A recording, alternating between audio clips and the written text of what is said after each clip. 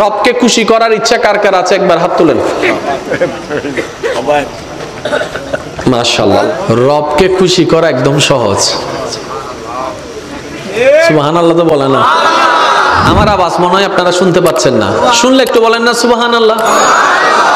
রবকে খুশি করা একদম সহজ, কারণ আমাদের রব আমাদের জন্য দয়াকে উন্মুক্ত করেছেন, সাজাকে নয়।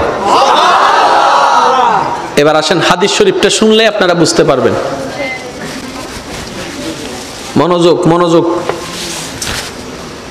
আল্লাহ পাকের কাছে 100 ভাগ রহমত আছে। কয় ভাগ? 100 ভাগ। এই 100 ভাগ রহমতকে আল্লাহ 2 ভাগ করেছেন, 99 ভাগ একটা, 1 ভাগ একটা। এই 1 ভাগ রহমতকে আল্লাহ সমস্ত সৃষ্টির কাছে বিতরণ করে দিলেন। এই 1 ভাগ রহমতের কারণে মায়া সৃষ্টি, এই 1 ভাগ রহমতের কারণে আবেগ সৃষ্টি, এই 1 ভাগ রহমত থেকে মহাব্বত সৃষ্টি, এই 1 ভাগ রহমত থেকে ভালোবাসা সৃষ্টি। আর সেই ভালোবাসাটা কেমন দেখেন, সন্তান ডেলিভারি হবে, এই ব্যথাটা সহ্য করতে গিয়ে অনেক মা ডেলিভারি করতে গিয়ে মারা যায়। সেটা মা জানে। আমি সন্তান পেটে রাখলে 10 মাস আমি ভালো করে খেতে পারবো না, ঘুমাইতে পারবো না, সেটা মা জানে। তারপরও সন্তান পেটে নেওয়ার জন্য মা দ্বিধাবোধ করে না, দ্বিমত পোষণ করে না। ডেলিভারির সময় মা মারা যাওয়ার সম্ভাবনা 80%, সেটা মা জানে। ব্যথা সহ্য করার মতো না, সেটা মা জানে। তারপরও মা হাসি মুখে সন্তান পেটে নিচ্ছে, ডেলিভারির জন্য প্রস্তুতি নিচ্ছে। এবার মাকে জিজ্ঞেস করলাম, মা তুমি না সেই মা সামান্য একটা সুইয়ের ব্যথার জন্য তুমি চিৎকার করে উঠেছিলা? তুমি না সেই মা সামান্য একটা তেলাপোকা দেখলে লাভ দিতা? তুমি না সেই মা টিকটিকি দেখলে এই দিক থেকে ওদিকে দৌড় দিতা? তুমি না সেই মা অন্ধকারে তুমি বসতে পারতা না ভয়ের জন্য? আজকে তুমি নিজের জানের রিস্ক নিয়ে নিলা। তখন মা উত্তর দেয়, সন্তানের চেহারাটা এক নজর দেখার জন্য, সন্তানের চেহারাটা এক নজর দেখার জন্য।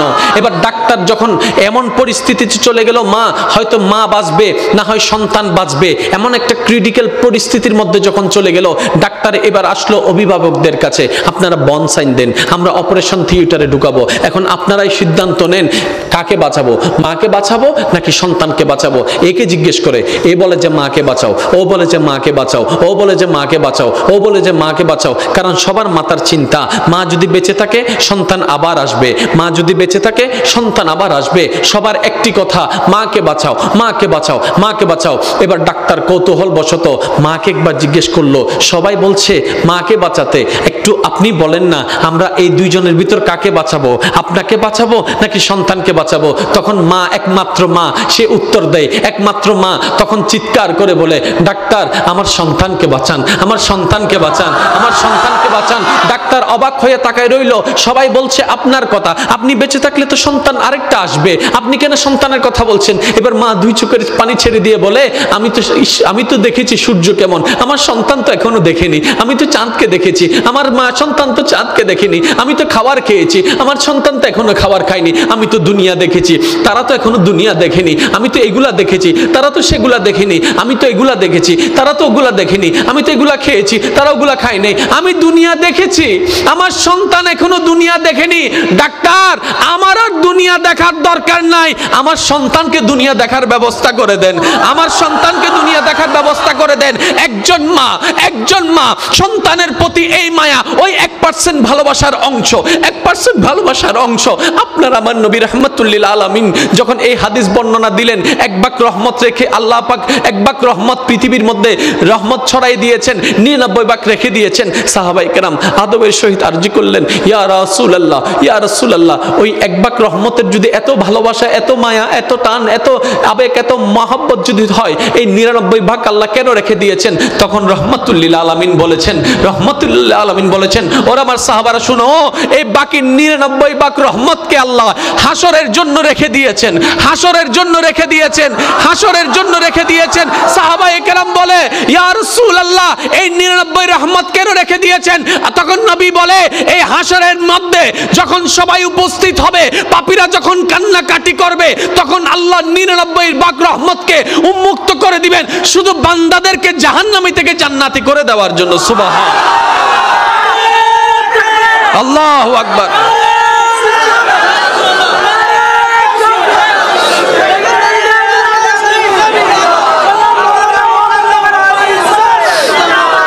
উচ্চ আওয়াজ একবার বলেন না সুবহানাল্লাহ। আপনার জন্য 99 ভাগ রহমত অপেক্ষা করছে। আর একটু জোরে, 1 ভাগের ভালোবাসা যদি এমন হয়, 1 ভাগের ভালোবাসা যদি এমন হয়, 99 ভাগ আপনি কেন ভাবছেন আপনি জাহান্নামে যাবেন? কেন আপনার ভাবনা আপনি জাহান্নামে যাবেন? আপনি না রবের বান্দা? রবের বান্দা তো জাহান্নামে যায় না রে ভাই। আপনি না শেষ নবীর উম্মত? শেষ নবীর উম্মত কেমনে জাহান্নামে যায়? কিছু কাজ করেন না, অনেক তো হলো, অনেক তো দুনিয়া করলেন, অনেক তো দুনিয়াকে অর্জন করলেন। এই দুনিয়া না একদিন লাথি মেরে দিবে, এই দুনিয়া না পিঠের পিছনে একদিন ছুরি মেরে দিবে।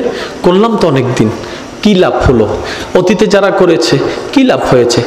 আসেন না একবার রবের দিকে, আসেন না একবার নবীর দিকে, দেখবেন আপনার দুনিয়া অর্জন হয়ে যাবে, পরকাল সজ্জিত হয়ে যাবে। আমরা এই বুঝগুলা বুঝি না বলে অর্জনও করি, লাথিও খাই। জাস্ট একটা উদাহরণ দিচ্ছি আপনাদেরকে। বাবা সম্পত্তি উপার্জন করে কার জন্য? সন্তানের জন্য। একদিন কিন্তু এই সন্তানেই বাবার উপর জম হয়ে যায়। কেমন? এই সন্তান পড়ালেখা করেছে বাবার টাকায়। এমন হাজারো বাবা মা আছে, একটা ওষুধ কেনার জন্য সন্তানের দিকে তাকাই থাকতে হয়, সন্তানে কখন টাকা দিবে, ওষুধটা সে কিনতে পারবে। এটা কেমন জীবন? এটা কেমন জীবন? আপনি না বাবা? বলে যে হ্যাঁ। তাহলে সন্তান থেকে নিচ্ছেন কেন? বলে যে আমি তো এখন কামাই না। আমি বললাম আপনি সিস্টেমেই জানেন নাই ভাইজান।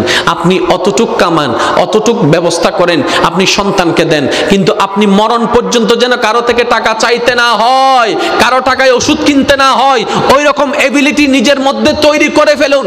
তাওয়াক্কুলটা আল্লাহর উপর রাখবেন, যেন মরণ পর্যন্ত সন্তানের টাকায় চলতে না হয়। সন্তান যেন আপনার সামনে বড় করে একটা কথা বলতে না পারে, বাবা তোমার ওষুধের টাকা দেওয়ার টাকা আমার কাছে নাই, চিকিৎসার খরচ দেওয়ার মতো খরচ আমার কাছে নেই, এই কথা যেন সন্তান বলতে না পারে, সন্তানের বউ বলতে না পারে, মেয়েরা বলতে না পারে। আপনাকে সেই ব্যবস্থা এখন থেকে করতে হবে। আপনি 20 বছর চাকরি করবেন, আপনি দিয়ে যাবেন, যখন আপনার ইনকাম বন্ধ হয়ে যাবে ভিক্ষুকের মতো সন্তানের দিকে তাকাই থাকতে হবে।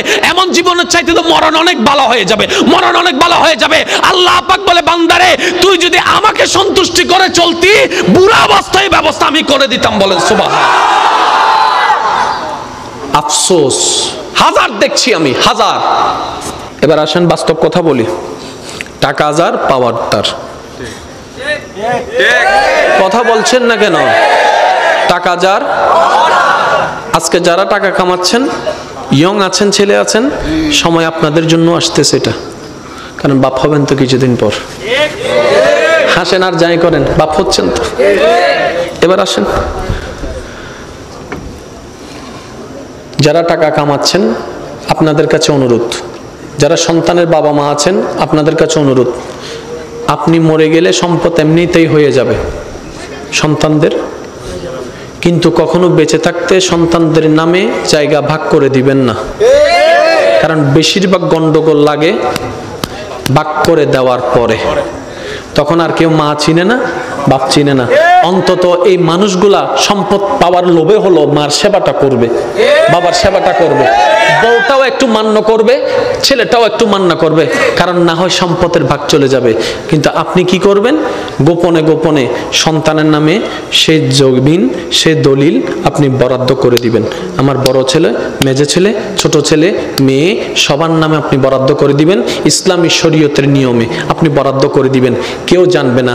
দলিলে লেখা থাকবে এই দলিল আমি বুড়া, আমার বুড়ি মারা যাওয়ার পরে বাস্তবায়ন হবে। তারপরে দেখবেন যে পূজা পূজা করবে আমা, ঠিক না বে ঠিক? অনেকের কষ্ট লাগছে, আর আমি কারো দাদদারি না, কারণ আমি ওয়াইজ দিয়ে চলি না। আল্লাহ আমাদেরকে চলার সাম্রাজ্য দান করেছেন। দাওয়াত দিয়ে গেলাম আলামিন বাড়ি, একটু ঘুরে আসবেন, শুধু একটু ঘুরে আসবেন, যে তখন হইবে তো বা মোকারম বাড়ি, তার তো দিন আছে দে তিবের তো আর ভিক্ষা করেন না পারে, কারণ ভিক্ষা করি একমাত্র মৌলার দরবারত মাইনসুর হাসান। এবার আসেন একটু খেয়াল করেন, 100 ভাগের রহমত 1 ভাগ আল্লাহ দিয়ে দিলেন, 99 ভাগ রেখে দিলেন আপনাকে আমাকে বাঁচানোর জন্য। কথা বলেন ঠিক কিনা? এবার সেই আল্লাহর রহমত থেকে আল্লাহ কি বলছেন? লা তাকনাতু মির রাহমাতিল্লাহ, আমার রহমত থেকে কখনো তোমরা নিরাশ হয়ো না। এবার টোটাল বিষয়টাকে আমি একটু গোছাই নিচ্ছি। কালকে কবরে যেতে হবে, বলেন না? পরশু হাসর উঠতে হবে, তারপরে আল্লাহর বিচারে কাঠগড়ায় দাঁড়াইতে হবে। কি নিয়ে যাচ্ছেন? কোনো কিছু নাই। কি দিবেন আল্লাহকে? দেওয়ার মতো কিছু নাই। কি আছে দেওয়ার মতো? হিংসা আছে, অহংকার আছে, দুশমনি আছে, অন্যের জায়গা লুণ্ঠন করা আছে, অন্যের ভাগ নেওয়া আছে, অন্যের সম্পদ মেরে খাওয়া আছে, কারো মনে অন্যায়ভাবে কষ্ট দেওয়া আছে। এগুলা ছাড়া তো আল্লাহকে দেওয়ার মতো কোনো কিছু, তো বাঁচার তো কোনো উপায় নাই। আল্লাহ যে আপনাকে কতটুকু ভালোবাসে ভাইয়েরা বোনেরা, আপনারা যদি বিশ্বাস করেন না, এটা যদি একবার বুঝতে পারেন যে আপনার রব আপনাকে কতটুকু ভালোবাসে, আপনার আর দুনিয়া ভালোবাসতে ইচ্ছা করবে না। তখন ইচ্ছা করবে মন প্রাণ উজাড় করে আপন রবকে ভালোবাসার জন্য। বলেন না সুবহান? আর একটু জোরে বলেন। এবার মনোযোগ আছে তো সবার? শেষ করে দি ফিসনের গুণ হতে শেষ করে দিই ভালো। আমি কিন্তু আন্দানো দেখি রে ভাই, ফিসুতে মানুষ সদ্দরি আত্মরণ চাই। ও আল্লাহ রে, দুগুণ সাই ফিসনের ভাই একবার হনসে মার হাবা, ইতারা ফিসনের ভাই ফানলার ইতারা হই দি আর বার হন মার হাবা সুবহানাল্লাহ একবার হন। আওয়াজ উনি বুঝা যাচ্ছে মানুষ সময়ই, মানুষ সময়ই সাই যদুন আল্লাহর বান্দারে বসুন বেগুন একবার চিল্লে হনসে মার হাবা। মাশাআল্লাহ, সিডেঙ্গা মানুষ তো, বিরিয়ানির আওয়াজ, বিরিয়ানি হেভি বিরিয়ানি। আচ্ছা একখানা খেয়াল করেন, কিরে এবারে সিট থেকে লাগবে, এবারে টমেটো না। আচ্ছা এখন একটু খেয়াল করেন, আল্লাহর প্রেমিক বান্দাগণ মনের কান প্রস্তুত, মনের কান প্রস্তুত। এবার শুনেন একটা হাদিস শরীফ। কি হাদিস শরীফ? যারা জীবনকে সাজাতে চান, যারা জীবনকে গোছাতে চান, আপনাদের জন্য এই হাদিসটা। সবাই একটু খেয়াল করবেন। কি করলে জীবনে লাভ পাবেন, কি করলে জীবনে ক্ষতি পাবেন জানার দরকার, জানার দরকার। আর ইসলাম সবচাইতে সহজ, ইসলাম সবচাইতে সহজ। একটু খেয়াল করবেন। আপনারা জানেন মুসা নবী, আল্লাহ পাক এমন দান করেছেন মুসা নবীকে, আল্লাহ কথা বলার সুযোগ দান করেছেন। সুবহান। তাই বলা হয় মুসা কালিমুল্লাহ, মুসা মুসা মুসা নবী আল্লাহর সাথে যখনই কথা বলতেন, তুর পাহাড়ে গিয়ে আল্লাহর সাথে কথা বলতেন। এবার মুসা নবী একদিন রাস্তা দিয়ে হেঁটে যাচ্ছে, যাওয়ার সময় একজন মুসা নবীর উম্মত মুসা নবীকে দেখে বলে, ইয়া নবী আল্লাহ, আপনি তো আল্লাহর সাথে কথা বলতে যাচ্ছেন, আমার পক্ষ থেকে আমার রবের কাছে একটা বার্তা, একটা মেসেজ আপনি পৌঁছাই দিবেন দয়া করে। বলে যে কি বলতে চাও বলো, যেটা রবকে বলতে হবে। তখন ওই ব্যক্তিটা বললেন, হে মুসা নবী, আপনি রবকে বলবেন আল্লাহ যতটুক আমাকে সম্পদ দান করেছে, এই সম্পদ আমি আর লোড নিতে পাচ্ছি না। আমার চাওয়ার তুলনায়, স্বপ্নের তুলনায় সম্পদ অনেক বেশি বেড়ে গিয়েছে। আমি আর সম্পদ চাই না, আমাকে যেন সম্পদ একটু কমাই দেয়, আমাকে যেন সম্পদ একটু কমাই দেয়। আল্লাহকে বলবেন আমাকে যেন সম্পদ একটু কমাই দেয়। এরকম দোয়া কেউ করে? কারণ আমরা তো আরো দে আরো দে, আহাদি নোয়াড়ের তো ওদের সিবি দে সিবি দে সিবি দে, আহাদি সিবি দিল নত ওদের রশিদিবান রশিদিবান রশিদিবান, আহাদিও নত হতে ফেলাস্টার ঘর তারপরও দে, ঠিক না? সেজন্য সিডেঙ্গা বাসা থেকে হতা আছে, বেশি হাইলে নমাতে, বেশি হাইলে, বেশি হাইলে ফ্যাট লোড তাইলে কেএফসি আর বালা লাগিব না। ওয়া আগে জিল্লা সিলিল্লা করি দাও, আওয়াজ আগের মতো করি দাও। এবার একটু খেয়াল করেন, ওই বান্দা ফরিয়াদ জানালেন কি মুসা নবীর কাছে, আল্লাহর কাছে মুসা নবীর মাধ্যমে, যে আমাকে যেন সম্পদ আর না দেয়, যতটুক দিয়েছে এতটুকু আমার পক্ষে লোড করা সম্ভব না, আমাকে যেন সম্পদ আর না দেয়, এটা যেন কমিয়ে দেয়। আচ্ছা মুসা নবী চলে যাচ্ছেন, কিছুক্ষণ পর আরেকজন বান্দার সাথে দেখা। ওই বান্দার শরীরের কাপড় চোপড় সব ছিঁড়া ফেরা, চুলগুলা আওলা জাওলা। এবার মুসা নবীকে বললেন, আল্লাহকে একটু আমার পক্ষ থেকে একটা খবর জানাবেন। বলে যে কি খবর? বলে যে আমার খাবার জন্য খাবার নাই, পরার জন্য কাপড় নাই, আল্লাহকে একটু বলেন না আমার উপর দয়া করতে, আমাকে একটু সম্পদ দিতে বলেন না, আমি যেন একটু ধনী হতে পারি। দুইজন বান্দার দুইটি বার্তা নিয়ে মুসা নবী তুর পাহাড়ে চলে গেলেন, আল্লাহর দরবারে এবার ফরিয়াদ জানালেন। আল্লাহর দরবারে দুইজন বান্দার পক্ষ থেকে ফরিয়াদ জানার পরে আল্লাহ পাক বললেন, মূসা, প্রথমে যেই বান্দা তোমাকে ধরেছে সে বলেছে সম্পদ আর নিতে পারবে না, তাকে গিয়ে বলো আজকে থেকে যেন শুকরিয়া আদায় বন্ধ করে দেয়, শুকরিয়া আদায় করা বন্ধ করে দেয়, তার সম্পদও কমে যাবে। আর যার সম্পদ নাই বলেছে তাকে বলবা শুকরিয়া আদায় করতে শুরু করতে, যেমনে থাকুক যেভাবে থাকুক শুকরিয়া আদায় করতে শুরু করতে বলো, আমি আল্লাহ সম্পদ বাড়াই দিব, নিয়ামত বাড়াই দিব, মর্যাদা বাড়াই দিব। সুবহান। মেসেজটা শুনে মুসা নবী এবার আসতে লাগলেন। তারা অধীর আগ্রহে অপেক্ষা আল্লাহর পক্ষ থেকে কি মেসেজটা আছে। এবার গরিবের সাথে দেখা হলো। গরিবকে বলে আল্লাহ পাক বলেছে তোমাকে সর্বদা শুকরিয়া আদায় করতে। সে বলে যে আমি শুকরিয়া আদায় করব কি নিয়ে? শুকরিয়া আদায় করার তো কোনো বিষয়ই নাই, শুকরিয়া আদায় করার তো কোনো কারণই নেই, কি নিয়ে শুকরিয়া আদায় করব? কিন্তু আল্লাহ কি বলেছিলেন, যেমন আছে তেমনই যদি সে শুকরিয়া আদায় করে। তো সে যদি চালাক হতো কি বলতো, যাক হাঁটার জন্য এখনো পা দুইটা আছে আলহামদুলিল্লাহ, চলার জন্য এখন একটু শক্তি আছে আলহামদুলিল্লাহ, দেখার জন্য নজরটা একটু আছে আলহামদুলিল্লাহ। আল্লাহ খুশি হয়ে যেত, এই শুকরিয়ার কারণে তার অন্যদিকেও আল্লাহ বরকত বাড়ায় দিত। সে এই নিয়ামতটা নিতে জানে। এবার কিছু দূর যাওয়ার পরে ওই মানুষটা যে সম্পদ কমাই দেওয়ার জন্য বলছে তাকে দেখলো, করার জন্য আল্লাহর উপর সন্তুষ্ট থাকার জন্য। তখন মুসা নবী বললেন, আল্লাহ তোমাকে বলেছেন শুকরিয়া আদায় বন্ধ করে দাও, নিয়ামত বন্ধ হয়ে যাবে, সম্পদ বন্ধ হয়ে যাবে, তোমার অর্থনৈতিক আস্তে আস্তে কমে যাবে। তখন সেই বান্দা উত্তরে বলে, যখন আমার কিছু ছিল না তখনও রবের শুকরিয়া বন্ধ করি নাই, আজকে কেমনে বন্ধ করব? যখন আমার কিছু ছিল না আমি তখনই রবের শুকরিয়া আদায় করেছি। এই হাদিসের ছায়া তলে নবী আমাদেরকে মেসেজ দিতে যাচ্ছেন, উম্মত থাক না থাক, পাও না পাও, বেশি অল্প, মন মতো হোক না হোক, সর্বাবস্থায় আপন রবের শুকরিয়া করতে থাকো। তোমার নিয়ামতের, তোমার জীবনে নিয়ামতের যা যা দরকার তোমার রব সবগুলা পূরণ করে দিবেন। বলেন সুবহানাল্লাহ। এবার মৌলা আলীর একটা হাদিস শুনেন, বলবো? জোরে বলেন না, বলবো?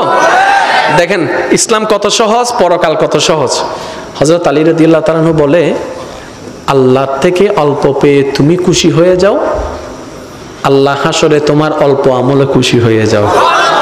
High high high high high.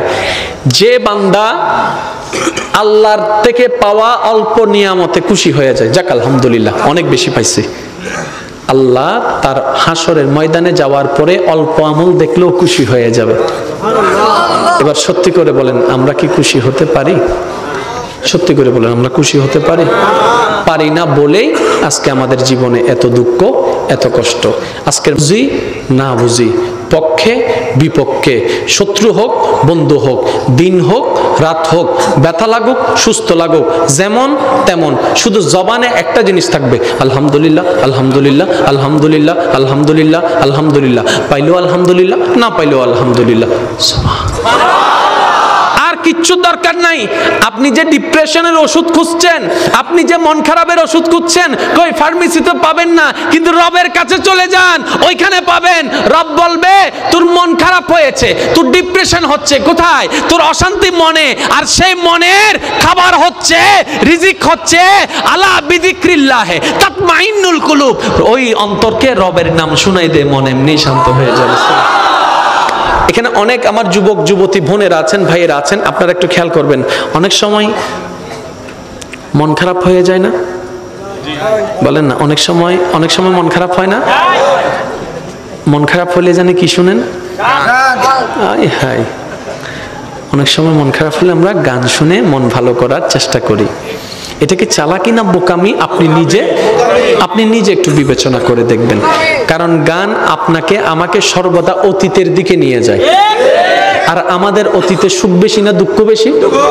সেজন্যই তো আপনি অতীত নিয়ে কত কাঁদেন, ঠিক না? অতীতে দুঃখ বেশি, তো গান শুনে আবার দেখি অতীতের দিকে ফিরে চলে যাচ্ছেন। আমি বলি বোন, আমি বলি ভাই, মনটা যদি বেশি খারাপ হয়, অনেক কিছু তো ট্রাই করেছেন, সাময়িক কিছুটা শান্তি পান, আবার সে আগে ডিপ্রেশনে চলে যাচ্ছেন মন খারাপে, এটাও ভাল লাগে না, সেটাও ভাল লাগে না, কফিও ভাল লাগে না, চাও ভাল লাগে না, কোনো কিছু ভাল লাগে না।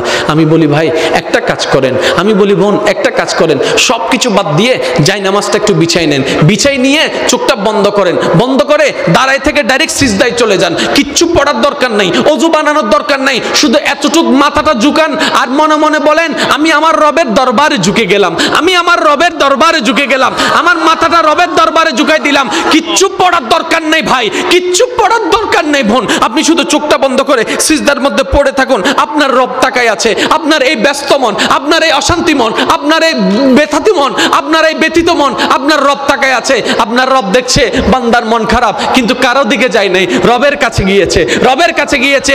কোন রব? যিনি শান্তিদাতা, যিনি শান্তিদাতা, যিনি সুখদাতা। ওই রবের কাছে যখন শান্তির জন্য আপনি যাবেন, মাথাটা ঝুঁকাবেন, 5টা থেকে 6টা মিনিট থাকেন, আপনি নিজেই বলবেন সিজদা থেকে ওঠার সময় মনটা কেমন জানি ফ্রেশ ফ্রেশ লাগতেছে। কখনো মন খারাপ হলে করে দেখবেন, নগদ নগদ প্রমাণ পাবেন। হদন মন খারাপ হইলে অন্ধ জায়গায় আহাদি বদ্দা ক্যাঙ্গর অর্ধে ওদের টেনশন কি কি আহাদি বানাই নেওয়ালাইন নেবো, তোর কি টেনশন ওষুধ দিই না কি বল দিলে আবুল বিরি হগ আবুল বিরি হটি ইয়া আছে না, আছে না। আর যারা আবুল বিরি হননি তোর কিন্তু এক চালাক আছিল, ইতার ইউ রাখতো তো ঠিক না, অজ্ঞ বিরিরে 4 ভাগে ভাগ করে হয়তো নমা থেকে মানুষ। সিগারেট যারা বানিয়েছে তারা কি ওই সিগারেটের ভিতর কোনো ওষুধ দিয়েছে? তাহলে আপনার যে ডিপ্রেশন টেনশন কমে যাচ্ছে কেন মনে হচ্ছে? শুনেন, এটা একটা সাইকোলজিক্যাল ব্যাপার। আপনি যদি মনে করেন যে এটা পানিটা খেলে আপনার মাথা ব্যথা চলে যাবে, অথবা আপনি যদি পানিটা খেলে আপনার টেনশন কমে যাবে, যদি আপনার মনে হয়, দেখবেন পানিটা খাওয়ার পর আপনার মন খারাপ চলে যাবে। এটা একটা সাইকোলজিক্যাল ব্যাপার, এটা দয়ার বিষয় নয়, ঠিক আছে? কিন্তু আপনি যখন সিজদায় চলে যান, নবী বলছেন যখন তোমরা সিজদায় যাও জমিনে তোমাদের কপালটা লাগে না, রহমানের দরবারে গিয়ে লাগে। তাহলে আপনি যখন সিজদায় যান তখন একদম কাছে চলে যান কার? আল্লাহ। আরো জোরে বলেন। আপনি তখন আল্লাহর কাছে চলে যান, রহমতের অনেক কাছে চলে যান। এত মূল্যবান একটা জায়গার মধ্যে আপনি আমি গুরুত্ব না বুঝার কারণে অনেকে সিজদার মধ্যে দেরি হলে কাশি মারে। মসজিদে শুনেন না, অনেক সময় সিজদার মধ্যে যদি ইমাম সাহেব একটু দেরি করে, পিছন থেকে একজন কি রে ভাই ঠান্ডা লাগি না, হদে না উজুরের মিস কল মসজিদে, আমাদের কেন মারলি উজুরের মিস কল, হদে ওই হাসি দি মসজিদে। আর শেষ হই তোমার শেষ হইলে জোর হ না, তোমার শেষ হইলে এই নামাজে আপনাকে জান্নাতে নিবে? আমাদেরকে জান্নাতে নেওয়ার মতো কোনো আমল আমাদের কাছে আসলে, সেজন্য শর্টকাট পদ্ধতি বলি, ঈমানটাকে মজবুত রাখবেন। আল্লাহ, নবী, রসুল, কোরআন, ফেরেশতা, পরকাল, কবর, হাসর, জান্নাত, জাহান্নাম, যত কিছু আছে শুধু চোখ বন্ধ করে বলবেন মানি বাস মানি, মানি বাস মানি, মানি বাস মানি, ঈমান কমপ্লিট। ঠিক আছে? আর এখন আমল করার পালা। নামাজটার দিকে আসুন, ভুল হোক শুদ্ধ হোক করার চেষ্টা করুন। এই ভুল করতে করতে শুদ্ধ চলে আসবে, ভুল করতে করতে শুদ্ধ চলে আসবে। প্রথম থেকে যদি শুদ্ধ করতে চান আলহামদুলিল্লাহ, এটাও দয়া নফর আগে তার হতে জিল্লা ভারো চিল্লা ফসছো না, এটা যাতে প্রেম উৎফরি যাবো। ও বাপ যে সুন্দর হত কবিতা ফুললাম, কিন্তু কোরআনের মতো এত মজা না ভাই। যেদিন না মজা বুঝি যাব, হেডফোন দিয়ে সূরা রহমান উনিব, হেডফোন দিয়ে সূরা ইয়াসিন উনিব, বারবার ওই নফারাত শিখে দেরি উনতে উনতে উনতে উনতে দেব দেখি রে, যত উনের তত মন শান্তি হর, যত উনের তত জ্ঞান জানি শান্তি লাগের, যত উনের মানচুল্লাহ সহ্য করতে মনে নহর, যত উনের মানচুল্লার জায়গা আগে করতে মনে নহর। ইতে তুন যাতে কোরআনের প্রতি ফেম চলে যাবো, ইতে আস্তে আস্তে শিখা শুরু করিব, যাতে শিখি ফেলাইব, এত একদিন হব দেয় আলহামদুলিল্লাহ রাব্বিল আলামিন الرحمن الرحيم مالك يوم الدين إياك نعبد وإياك نستعين اهدنا الصراط المستقيم صراط الذين أنعمت عليهم غير المغضوب عليهم ولا الضالين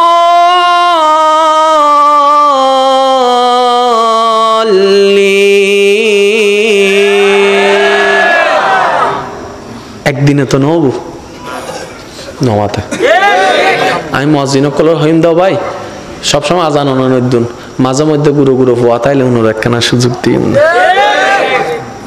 ইতো অন্তত আজান দিবেন লোভ হইলে যাইব নি নামাজান ফরি চলিও কারণ শয়তান সবসময় আছে দূরে যাবার লাই অনর্থন কৌশল গড়ি গড়িয়ে হাসে আনন্দ করিব আমি সেই জন্য একটা অনুরোধ জানাবো যারা এখানে আছেন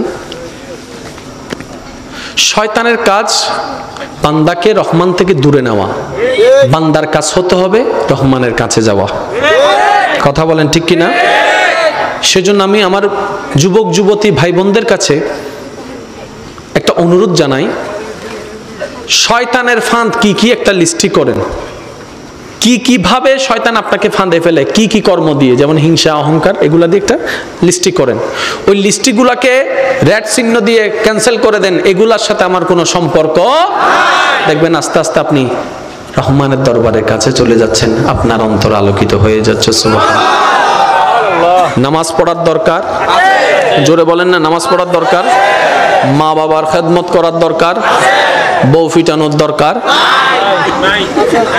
আশা হয়ে দিব হুন্নরে বিয়ে নাও করে দিবে হদ দে ঠিক না বেঠিক আরো জোর হন না মনে রাখবেন বউ ফিটাইলে কিন্তু আল্লাহ আপনারা ফিটাবে বউ পিটানোর জিনিস নয় বউ মায়ার জিনিস মহাব্বতের জিনিস কিন্তু আপনি মনে করেন ইতিরে নো ফিটাইলে ফজর হবো না আজীব ব্যাপার আচ্ছা এবার উনো জিবে হতা হয়তো আল্লাহ তার ফুটফুটে মাইয়ে দিই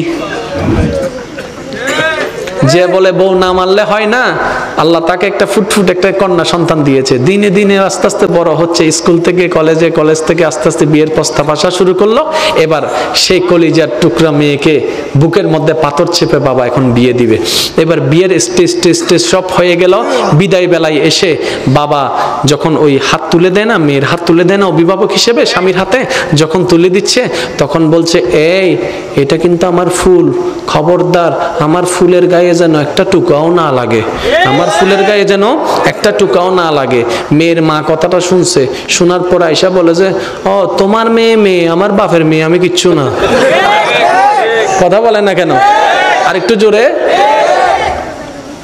স্ত্রীদেরকে কখনো আঘাত দিবেন না হ্যাঁ ওরা একটু অবুঝ ওরা একটু উল্টা বুঝে হতে পারে কিন্তু সম্পদ তো আপনার এটা যত্ন যদি নিতে না জানেন আপনার সংসারটা ভেঙে যাচ্ছে আচ্ছা আপনার না হয় কোনো লাইফ নাই আপনার স্ত্রীর কোনো লাইফ নাই সন্তানদের তো লাইফ আছে তা আপনারা দুইজন যখন ঝগড়া করে ডিভোর্স হয়ে যায় আলাদা হয়ে যাবেন আপনারা ভালো থাকবেন এই সন্তান কার কাছে যাবে মার কাছে থাকলে বাবা পাবে না বাবার কাছে গেলে মা পাবে না তো লাভ কি হচ্ছে একদিন এই সন্তানদের ভবিষ্যৎও অন্ধকার হয়ে যাবে তো সেজন্য আমি অনুরোধ করব এক ছাদের নিচে থাকলে অনেক কিছুই হবে বুঝবুঝে অবুঝে অনেক কিছুই হবে এত কিছু থাকার দরকার নেই শুধু একটা হাদিস মনে রাখবেন স্বামী স্ত্রী যখন এক জায়গায় হয় কথা বলে তখন তৃতীয় পক্ষ শয়তান এসে ওখানে ফু মারে আগুন একটু বাতাস দেয় স্বামী স্ত্রী যারা আছেন এই হাদিসটা যদি মনে রাখেন সংসারে ঝগড়া কমে যাবে সেটা কি শয়তান সবচেয়ে বেশি খুশি হয় কখন জানেন যখন স্বামী স্ত্রীর ভিতর ঝগড়া লাগাই দিতে পারে শয়তান বেশি খুশি হয়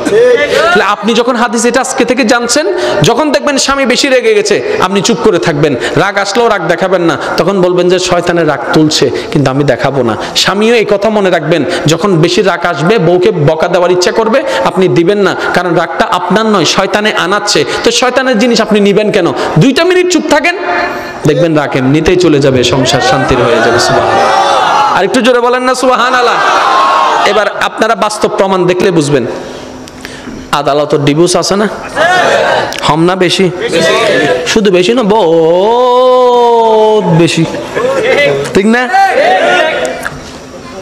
আমরা যেদিন কেস আছে সে উজুর কলর হওয়ান কেস আছে দেখো সবাই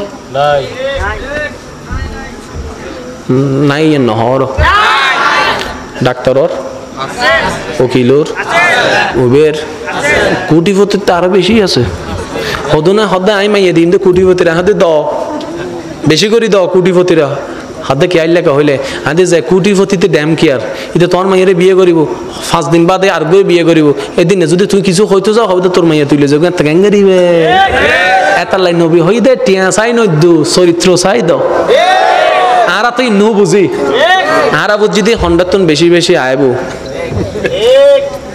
এন্ডা এখন আর যৌতুক না, হয়তো গিফট। আবার হদুনু তোলা দৈন্য আছে তো গিয়া উইতরে বাড়ির মিদি তো মাইয়ের বহুত কিছু দিয়ে গিয়া তোমার কিছু ন দে হদু নাই হান ফরা দে আছে না নাই? হান ফোয়ার মাই চিন্তা করে দে মানছে এর তারা সিঁড়ি ফেলে নলইলে কিছু লম ফরিব, এই কিছু লম করতে যাই মাইয়ের বাবু শেষ। এবার হাদিস শুনুন, আপনার নবী আমার নবী বলছেন কোন একটা মেয়েকে যদি কোনো প্রকার খরচ ছাড়া কেউ বিবাহের ব্যবস্থা করে দিতে পারে, আমি নবী তার জান্নাতের গ্যারান্টি নিয়ে নিলাম। আপনি ওদিকে না যাবেন যেদিকে আপনার নবী বলেছেন, আপনি ওদিকে কেন যাচ্ছেন যেদিকে শয়তান বলছে? তো সমাজ চলে গেছে কিন্তু আমি যেতে পারবো না, কারণ আমার কবরে আমাকে একা থাকতে হবে, আমার আল্লাহকে আমার একাই জবাবদিহি করতে হবে। তখন এই সমাজও আসবে না, এই পরিবারও আসবে না, এই আশেপাশের মানুষগুলা বলতে আসবে না। সেজন্য আমার যুবক ভাইরা বলেন, বিয়ের সময় কি কোনো যৌতুক নেওয়া চলবে? আরেকটু জোরে বলেন, যৌতুক নেওয়া চলবে? আপনারা বলবেন আল্লাহ আমাকে যা দিয়েছে, যদ্দুর দিয়েছে, এতটুকুর মধ্যে আমি আনবো, পারলে দেন, না পারলে নাই। দরকার হলে আমি আমার বউকে যেটা বউ আনবো 300 টাকা শাড়ি দিয়ে আনবো, কিন্তু সেই 300 টাকা হবে চুরির টাকা নয়, হালালের টাকা।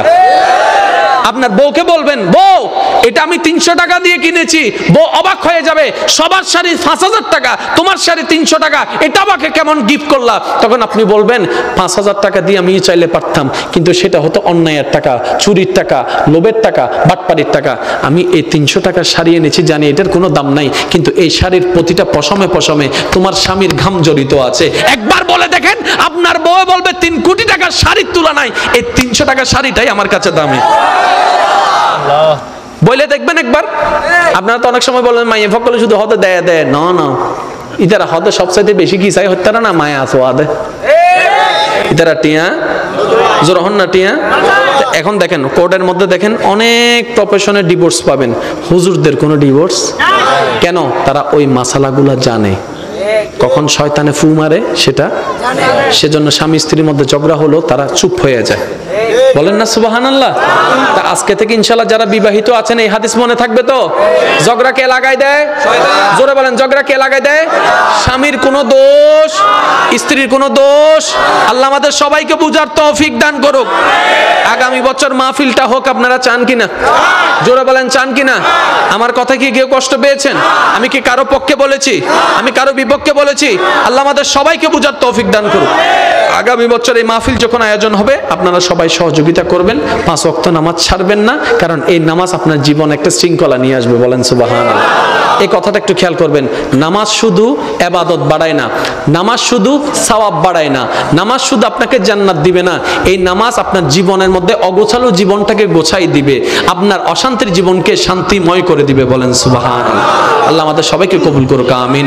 ইয়া নবী বন্ধু বলে, কিন্তু এটা বন্ধু বলে না, শয়তানে বলায়, যেটাকে আমি নাম দিয়েছিলাম আইসি। মনে আছে নাকি ভুলে গেছেন? তো এই ফর্মুলা আমি আপনাদেরকে কেন জানাইছি, কেন বলেছি? যেন আপনি শয়তানের পরামর্শ কোনটা, নিজের মনের পরামর্শ কোনটা, এই দুইটার মধ্যে যেন ডিফাইন করতে পারেন, পার্থক্য করতে পারেন। যেমন শয়তানের আরো কিছু হাতিয়ারের নাম শুনেন। রাগ শয়তানের একটা হাতিয়ার, হিংসা শয়তানের একটা হাতিয়ার, অহংকার শয়তানের একটা হাতিয়ার, লোভ শয়তানের একটা হাতিয়ার, আমিত্ব শয়তানের একটা হাতিয়ার, বিদ্বেষ শয়তানের একটা হাতিয়ার, ক্ষোভ শয়তানের একটা হাতিয়ার। যত প্রকার মনের জ্বালা উল্টা আছে সবগুলো কার হাতিয়ার? এবার আপনার কারো উন্নতি দেখে, কারো সুন্দর দেখে আপনার মন জ্বলছে, আপনি মনে করছেন আপনার জ্বলছে, এটা আপনার জ্বলছে না, শয়তান আপনাকে জ্বালাচ্ছে। আর আপনি যদি এটা বুঝতে পারতেন এটা তো আমার মন না, আমার মন হলে তো জ্বলতো না, কারণ আমার মন বানাই দিয়েছেন আল্লাহ, এটা তো জ্বলা থাকতে পারে না। যেহেতু সেখানে জ্বলা এসেছে, নিশ্চয়ই মিস্টার শয়তান এসেছে। সুতরাং শয়তানে এই আসার পরে রিয়েক্ট যা করার সেটা আমরা আগের মতো আর করব। এই শয়তানের হাজারটা হাতিয়ারের ভিতরে একটা হাতিয়ারের নাম মনে রাখবেন, ডিপ্রেশন। ডিপ্রেশন, হতাশা, এটা একটা শয়তানের মারাত্মক হাতিয়ার। কেন? এবার খেয়াল করেন, আপনার আল্লাহ আপনাকে কি বলছেন? বান্দা গুনাহ করো তারপরও নিরাশ হইও না, বান্দা ভুল করো তারপরও নিরাশ হইও না, বান্দা অভাবে পড়ো তারপরও নিরাশ হইও না। বান্দা সন্তান না হোক, তারপরও আমার রহমত থেকে নিরাশ হইও না, নিরাশ হইও না, কারণ রিজিকের মালিক তো আমি আল্লাহ, চাকরি ছাড়াও খাওয়াইতে পারি। সুবহানাল্লাহ। আল্লাহ আপনাকে মেসেজ কি দিচ্ছে, বান্দা শুন, যে যাই বলুক আমার থেকে নিরাশ হবি না। তাহলে আল্লাহ আপনার থেকে চাই কি আপনি নিরাশ না হন। এবার নিরাশের বিপরীত কি? হতাশা। আল্লাহ পাক বলছেন আপনাকে নিরাশ হইও না। এবার হতাশা দিয়ে আপনাকে নিরাশ করছে কে? ডিপ্রেশন দিয়ে আপনাকে নিরাশ করছে কে? আপনার চাকরি পাচ্ছেন না, আপনার ডিপ্রেশন হতাশা দিয়ে আপনাকে দূরে সরাচ্ছে কে? তাহলে শয়তান। এগুলা আমরা মনে করি আমরা ডিপ্রেশনে ভুগছি, আমরা মনে করি আমরা হতাশায় ভুগছি, মূলত এগুলো আমরা হচ্ছি না। শয়তান আমাদের অন্তর দিয়ে হতাশা আনাচ্ছে। কেন? শয়তান জানে আল্লাহর রহমতের উপর যে আশা করে থাকে আল্লাহ তাকে দিতে থাকে, আল্লাহ তাকে রহমত করতে থাকে। যে হতাশ হয়ে যায় আল্লাহ তাকে দেয় না। যে আল্লাহর রহমতের আশাবাদী আল্লাহর রহমতের সে ছায়া তলে থাকে, যে আল্লাহর রহমত থেকে নিরাশ হয়ে যায় সে আল্লাহর রহমতের ছায়া থেকে বের হয়ে যায়। শয়তানের টার্গেট হচ্ছে আপনাকে আল্লাহ থেকে দূরে নেওয়া। এই দূরে নেওয়ার জন্য সে হতাশা দিচ্ছে, সে ডিপ্রেশন দিচ্ছে। এবার বাস্তবতায় আসুন, অনেক যারা সুসাইড করে কেন করে? হতাশার জন্য করে, ডিপ্রেশনের জন্য করে, মনের কষ্টের জন্য করে। এবার সবাই জানে এক কথায়, যারা সুসাইড করে তারা চির জাহান্নামী। চির জাহান্নামী হওয়া মানে কি? আল্লাহর থেকে দূরে যাওয়া, এটাই তো চির জাহান্নামী হওয়া। এবার আপনাকে সুসাইডটা কেন করলেন? হতাশার কারণে। হতাশাটা কেন হলেন? চাকরি না পাওয়ার কারণে। হতাশাটা কেন হলেন? জীবনে দুঃখের কারণে। হতাশাটা কেন হলেন? জীবনে একটা অনাকাঙ্ক্ষিত ঘটনার কারণে। হতাশাটা কেন হলেন? ডিপ্রেশন কেন হচ্ছেন? চাওয়া জিনিস না পাওয়ার কারণে। ডিপ্রেশন কেন হচ্ছেন? মনে চাওয়া পূর্ণ না হওয়ার কারণে। ডিপ্রেশন কেন হচ্ছেন? মনে দোয়া কবুল না হওয়ার কারণে। ডিপ্রেশন কেন হচ্ছেন? যাকে চেয়েছেন, যেভাবে চেয়েছেন সেভাবে পান নাই বলে। এবার প্রত্যেকটা বিষয়ের মধ্যে আল্লাহ পাক আপনাকে বলছে, বান্দা নিরাশ হইও না, সময় হলে আমি দিব, সময় হলে আমি দিব, সময় হলে আমি দিব। বান্দা কখন কি দরকার, কি অবস্থায় দরকার, কতটুক দরকার তুমি জানো না, তোমার বিবেক জানে না, কারণ আমি আল্লাহ তো জানি। আর আমি সময় হলে দিব, যেটা তোমার জন্য উত্তম সেটা দিব। এর মাঝখানে সময়টার মধ্যে শয়তান এসে বলে এটা হলো না, সেটা হলো না, চাকরি হলো না, প্লাস পেলাম না, গোল্ডেন পেলাম না, এভাবে করলো না, ওইভাবে করলাম না। আপনাকে ভোগাচ্ছে, আপনাকে টেনশনে নিয়ে যাচ্ছে, আপনাকে প্রেসার বাড়াই দিচ্ছে, আপনাকে ডিপ্রেশনে নিয়ে যাচ্ছে। আর সেই ডিপ্রেশন সহ্য করতে না পারে আপনি কষ্টকে বাড়াই ফেললেন, কষ্ট সহ্য করতে না পারে এবার সুইসাইড করে ফেললেন। সুইসাইডে যখন চলে গেলেন আল্লাহর রহমত থেকে আপনি বের হয়ে গেলেন, শয়তান সাকসেস হয়ে গেল, আপনি ফেল হয়ে গেলেন। এটা কি মনে থাকবে? জীবনে যতগুলা হতাশা আসবে, আইসি যখনই দেখবেন টেনশন বেশি বেড়ে গেছে, যখনই দেখবেন যে আপনার আল্লাহর প্রতি বিশ্বাস দুর্বল হয়ে যাচ্ছে, আর যখনই বলবেন যে, যখনই দেখবেন, যখনই বুঝবেন যে ও আসছে, ও দিচ্ছে, ও কুমন্ত্রণা দিচ্ছে, ও ভাইরাস দিচ্ছে, সাথে সাথে অ্যান্টিভাইরাস নিয়ে আসবেন। কারণ ভাইরাসকে দূর করার জন্য অ্যান্টিভাইরাস দরকার। এবার অ্যান্টিভাইরাসটা কি? শয়তান বলবে যে চাকরি তো পাও নাই, মানুষজন কি বলবে। আপনি এটাকে নিয়ে যখন গভীরভাবে ভাববেন আপনার মনটা আস্তে আস্তে দুঃখের দিকে চলে যাবে, তারপর এক সময় গিয়ে সুইসাইডের দিকে চলে যাবে। এই শুরুটা আর হতে দিবেন না। আপনি বলবেন যখন এরকম ভাইরাসটা আসবে আপনি অ্যান্টিভাইরাস দিয়ে দিবেন, আলহামদুলিল্লাহ, দিল আলহামদুলিল্লাহ, না দিল আলহামদুলিল্লাহ, পাইলো আলহামদুলিল্লাহ, না পাইলো আলহামদুলিল্লাহ। আমার চাওয়ার নাই, আমার পাওয়ার নাই, আমার স্বপ্ন নাই, আমার ইচ্ছা নাই। এবার শয়তান বলে কেন নাই? তখন আপনি উত্তর দিবেন, আমি নিজেই তো আমার না, আমি তো আমার মাওলা, সব তো উনার ইচ্ছা। বলেন সুবহান। যারা ডিপ্রেশনের ব্যাখ্যাটা বুঝে নিবে, সত্যি করে বলেন, তারা কি শয়তানের ফাঁদে আর পা দিতে পারবে? শয়তান তাদেরকে দিয়ে আর সুইসাইড করাইতে পারবে? আত্মহত্যা করাইতে পারবে? বিষ খাওয়াইতে পারবে? হাত কাটাইতে পারবে? কিচ্ছুই পারবে না। সেজন্যই প্রায় সময় মাহফিলে বলি, বান্দা আলাদা জিনিস, আশেক আলাদা জিনিস। বান্না হে তো আশেক বানো ইয়ার, আশেক বান যাও। বাদশাহী করতে পারবেন, বাদশাহী। আপনার আমার নবী রাহমাতুল লিল আলামিন বনি ইসরাইলের 3 জন বান্দার কথা হাদিসে উল্লেখ করেছেন, যাদেরকে আল্লাহ ফেরেশতার মাধ্যমে পরীক্ষা করেছেন। সুবহানাল্লাহ। এই 3 জনের মধ্যে একজন ছিল কুষ্ঠরোগী, একজন ছিল টাকমাতা, আরেকজন ছিল অন্ধ। কয়জন ভাইয়েরা? এই 3 জনের কাছে আল্লাহ পাক রব্বুল আলামিন ফেরেশতা পাঠালেন পরীক্ষা করার জন্য। হয়তো আল্লাহ পাক রব্বুল আলামিন তাদেরকে ফেরেশতা দিয়ে করেছেন, আপনাকে অন্যভাবে করবেন। যতদিন দুনিয়াতে আছেন পরীক্ষা চলতেই থাকবে। পরীক্ষার মধ্যে এত এটা বলতে পারবেন না, স্যার গাঠ হরাকা গজ্জু। এটা কি সম্ভব? যারা স্টুডেন্ট তারা আপত্তি করার কোনো সুযোগ কারণ জমিন কার? আমরা কার? আমাদের হায়াত কার? সবকিছু কার? ওনার যা মন চায়, যেমনে মন চায় তেমনে করবে। আপনার আমার বলার কোনো অধিকার, আপনার আমার প্রতিবাদ করার কোনো অধিকার, আপনার আমার আপত্তি করার কোনো অধিকার। কারণ আপত্তি অধিকার সেটাই হয় যেটা নিজের কেন্দ্রিক আঘাত লাগে। আপনার আমার নিজের বলতে কোনো কিছুই নাই, যা আছে শরীরে সব ভাড়া নিয়ে চলতেছি। যেখানে নিজের বলতে কিছু নাই সেখানে আপত্তি করারও কোনো সুযোগ। বনি ইসরাইলের 3 জন বান্দা, একজন কুষ্ঠরোগী, একজন অন্ধ, আরেকজন টাকমাতা, 3 জন বান্দার কাছে আল্লাহ পাক রব্বুল আলামিন ফেরেশতা পাঠালেন পরীক্ষার জন্য। এবার সেই ফেরেশতা মানবের রূপ ধারণ করে প্রথমে কুষ্ঠরোগীর কাছে এসে জানতে চাইলেন, ভাই তোমার এই অবস্থা কেন? সে দুঃখের কাহিনী সব বলল। বলার পরে বলে, তুমি কি চাও? বলে যে, ইস, আমি যদি ভালো হয়ে যেতাম, আমাকে নিয়ে কেউ হাসি ঠাট্টা করতে পারতো না, আমাকে নিয়ে কেউ টিটকারি দিতে পারতো না, আমার শরীরটা যদি ভালো হয়ে যেত তাহলে আমি অনেক খুশি হয়ে যেতাম। ওই ফেরেশতা আল্লাহর হুকুমে তার শরীরে হাত বুলাই দেয়, সাথে সাথে কুষ্ঠরোগ ভালো হয়ে যায়। এই আশ্চর্যকর ঘটনা দেখে সে তাজ্জুব হয়ে যায়। এবার সেই ফেরেশতা, মানবরূপী ফেরেশতা, ওনাকে জিজ্ঞেস করে, আপনার সবচাইতে প্রিয় বস্তু কি? সে উত্তর দেয়, আমার সবচাইতে প্রিয় বস্তু হচ্ছে ওট। সাথে সাথে উনি আল্লাহর কাছে ফরিয়াদ করলেন, আল্লাহ পাক একটা গর্ভবতী ওট দান করলেন।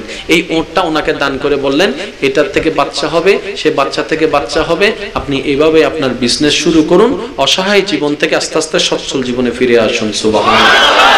এবার কুষ্ঠরোগ থেকে বিদায় নিয়ে গেল টাকমাতার কাছে।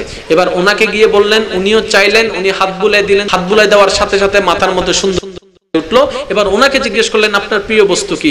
সে উত্তর দিল, আমার প্রিয় বস্তু গাবি। আল্লাহর কাছে চাইলেন, আল্লাহ গাবি দিয়ে দিলেন। এবার ওনার থেকে বিদায় নিয়ে অন্ধর কাছে গেলেন। ঠিক একই নিয়মে অন্ধর কাছে যাওয়ার পরে অন্ধর কথা জিজ্ঞেস করলো, অন্ধ তার কথা বলল। এবার অন্ধের চোখের মধ্যে হাত বুলাই দিলেন, আল্লাহ পাক দৃষ্টি শক্তি ফিরিয়ে দিলেন। বলেন সুবহানাল্লাহ। এবার জিজ্ঞেস করলেন, ভাই আপনার চাওয়া কি? বলে যে আমার হচ্ছে ছাগল। আল্লাহ পাকের কাছে দোয়া করলেন, আল্লাহ ছাগল দান করলেন। এবার উনি চলে গেলেন। আল্লাহ পাক রব্বুল আলামিনের দেওয়া নেয়ামত নিয়ে, সুস্থ শরীর নিয়ে ওনারা সেই চাষবাস যা যা কাজ করার করতে লাগলেন। দীর্ঘ অনেক বছর পরে ওই ফেরেশতাকে আল্লাহ আবার পাঠালেন।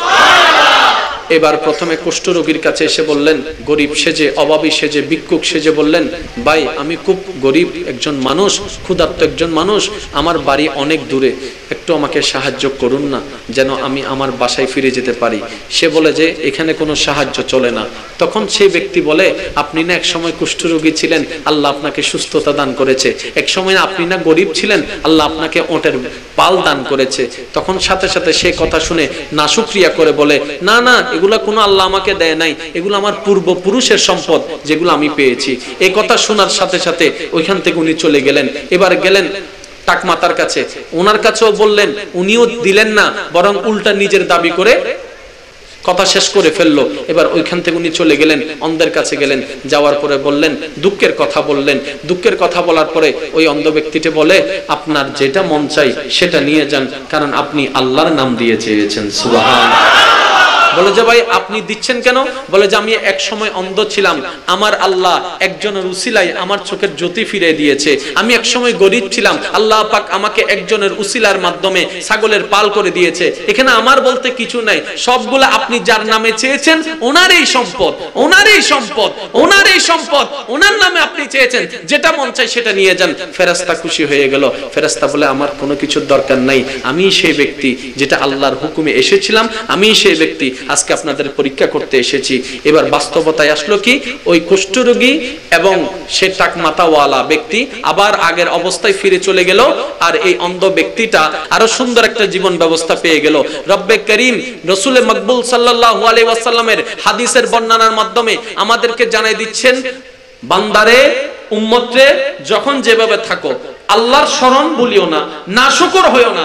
অল্প পাও, অল্পতে শুকরিয়া করো। তোমার আল্লাহ এই অল্পতে যে কত বিশাল দিতে পারে সেটা তুমি কল্পনাও করতে পারবে না। বলেন সুবহানাল্লাহ। লাইফে শুধু এই কথাটা মনে বসাই নেন, যা আছে আপনার এখানে, যা আছে, ডাইনে যা দেখছেন, আরো জোরে বলেন, বামে যা দেখছেন, স্ত্রী, স্বামী, সন্তান, কেউ না কিচ্ছু না, আমার কেউ নাই, আমিও কেউ নেই, আমারও কিছু নাই। একজনে বলে যে আমার চোখ, আমার হাত, আমার পা। এবার চোখে বলে হাসরে আসো, তারপর আমি দেখাবো আমি কি তোমার নাকি অন্যের। এবার হাসরে যাওয়ার পরে চোখ আপনার বিপক্ষে সাক্ষী, হাত আপনার বিপক্ষে সাক্ষী, পা আপনার বিপক্ষে সাক্ষী, কান আপনার বিপক্ষে সাক্ষী, নাক আপনার বিপক্ষে সাক্ষী। যখন আপনার দেহের অঙ্গ প্রত্যঙ্গ আপনার বিপক্ষে সাক্ষী দেওয়া শুরু করলো, এবার আপনি ভাবতে লাগলেন হাই হাই, সবগুলোতে আমার ভেবেছিলাম, কত যত্ন নিয়েছিলাম চোখের, আজকে চোখটা বেমানি করলো। দাঁতের কত যত্ন নিয়েছিলাম ব্রাশ করে, সেটাও আজকে আমার বিরোধিতা করলো। আসলে তো আমার বলতে কিছু নাই। এবার সর্ব অঙ্গ বলে এটাই তো তোমার দুনিয়ায় বোঝা দরকার ছিল, তোমার বলতে কিছু নাই। তুমি যদি সেটা বুঝতে শিখতা, তোমার ভিতরে অহংকার বাস করতো না। তুমি যদি সেটা বুঝতে শিখতা, হিংসা বাস করতে পারতো না। তোমার মধ্যে যদি এটা বাস করতো, তাহলে তোমার ভিতরে লোভ বিরাজ করতে পারতো না। যতই তুমি এগুলা থেকে মুক্ত হতে পারতা, আল্লাহর রহমতের তত কাছে যেতে পারতা। সুবহানাল্লাহ। বান্দার শুধু একটাই কাজ, আল্লাহর হওয়া। এই আল্লাহর হওয়াটাই হচ্ছে সবচেয়ে বড় ব্যাপার। কথা বলেন ঠিক কিনা? এবার আল্লাহর হতে দিচ্ছে না কে? আচ্ছা, শয়তান কি আপনার হাত ধরে আছে, পা ধরে আছে? কেমনে দিচ্ছে না? সে কি করছে জানেন? যে মন দিয়ে আপনি আল্লাহর হবেন, সে মনের উপর সে কব্জা করে আছে। শয়তান আপনার দেহে কোন জায়গায় কব্জা করছে দেখেন তো? কানে, হাতে, পায়ে, আঙ্গুলে, কোথায়? শয়তান এত জায়গা থাকতে তুমি মনটাকে বাছাই করলা কেন? বলে যে মানব দেহের এই একটা জায়গা যেখান থেকে তুমি যদি মন থেকে সিজদা দাও, সিজদাটাও কবুল হয়ে যাবে, মন থেকে দান করো, দানটাও কবুল হয়ে যাবে। সেজন্য সে মনের মধ্যে দখল করে বসে আছে। আপনার উচিত, আপনার টার্গেট থাকা উচিত, আপনার চেষ্টা করা উচিত সে মন থেকে তাকে লাত্তি মেরে বের করা। আর একটু জোরে বলেন না। এবার শয়তানকে কি দেখা যায়? শয়তানকে কি ধরা যায়? আচ্ছা, ইন্দি যদি উগ্র শয়তান আই এনেরি ইতরা তো দেখা না যায়, ইতে যদি এনে হয় আচ্ছা কেন মানুষ আর দেখো আগে শয়তান আসি কেন করিবে না? ইতরা ভাইলে কেন করিবেন হ না, শুধু মাস আর জীবনের দুঃখ বেগিনে কত নলয় দিবেন না। ইতা হদবো আল্লাহ আরে লুকাই ফেলো, আল্লাহ হদলে কিয়া হদ তোমার বান্দাও না আরে ফাইলে টমেটো সান্নি বানাই ফেলে ওটা রে। ঠিক না ভাই? ঠিক। আরো জোরে হন না। হুনুরাই যে জ্বালা জ্বালাই হুন যদি একবার আরে ভাই টমেটো সান্নি বানাই ফেলে। এবার আসেন, শয়তান দখল করে আছে। আল্লাহ পাক আপনার থেকে কি চাচ্ছে? বান্দা তোর চোখ তোর কাছে রাখ, মনটা আমাকে দে। হাতটা তোর কাছে রাখ, মনটা আমাকে দে। আল্লাহ চাচ্ছে মন, শয়তানও দখল করে আছে মন। এবার আল্লাহ কোন ইবাদত পছন্দ করে? যেই বান্দা নামাজে সিজদা কপাল ঝুকার আগে মাথাটা মনটা আল্লাহর দরবারে ঝুকাই দেয়, মাথার সিজদা করার আগে মনের সিজদা করে ফেলে। এবার সে মনটাকে সিজদা করতে দিচ্ছে না। কিভাবে দিচ্ছে না? আপনার মনের ভিতর উল্টা ফুলটা চিন্তাগুলো নিয়ে আসছে, বিভিন্ন কথা নিয়ে আসছে। এবার আপনি শয়তানের সাথে যুদ্ধ করবেন কিভাবে? হাতও ঢুকাইতে পারবেন না, অ্যারেস্ট করতে পারবেন না। এই যে ফর্মুলা কিভাবে যুদ্ধ করবেন, এই ফর্মুলাটা শিখবেন যার কাছ থেকে, এরাই হচ্ছে মুহাক্কিক আল্লাহর ওয়ালি সালেহিন বান্দা। ওনারা আপনাদেরকে প্র্যাকটিক্যাল শিখাই দিবে। সে যেই হোক, যদি শিখাইতে পারে সালেহিন বান্দা, আর যদি শিখাইতে না পারে বাটপার। এবার বলেন সে ফর্মুলা আছে কোথায়? কোরআন হাদিসে। কোথায় আছে? এখন কোরআন হাদিস বুঝার মতো জ্ঞান আমাদের ক্যাপাসিটি? সামান্য বিজ্ঞান বই বুঝতে আমাদের খবর হয়ে যায়। এখানে আল্লাহর কালাম বোঝা কি এত সহজ না? সেজন্য আল্লাহ কোরআনে কি বলেছেন দেখেন, ইয়া আইয়ুহাল্লাযীনা আমানুস্তাঈনু বিস-সাবরি ওয়াস-সালাত ওয়া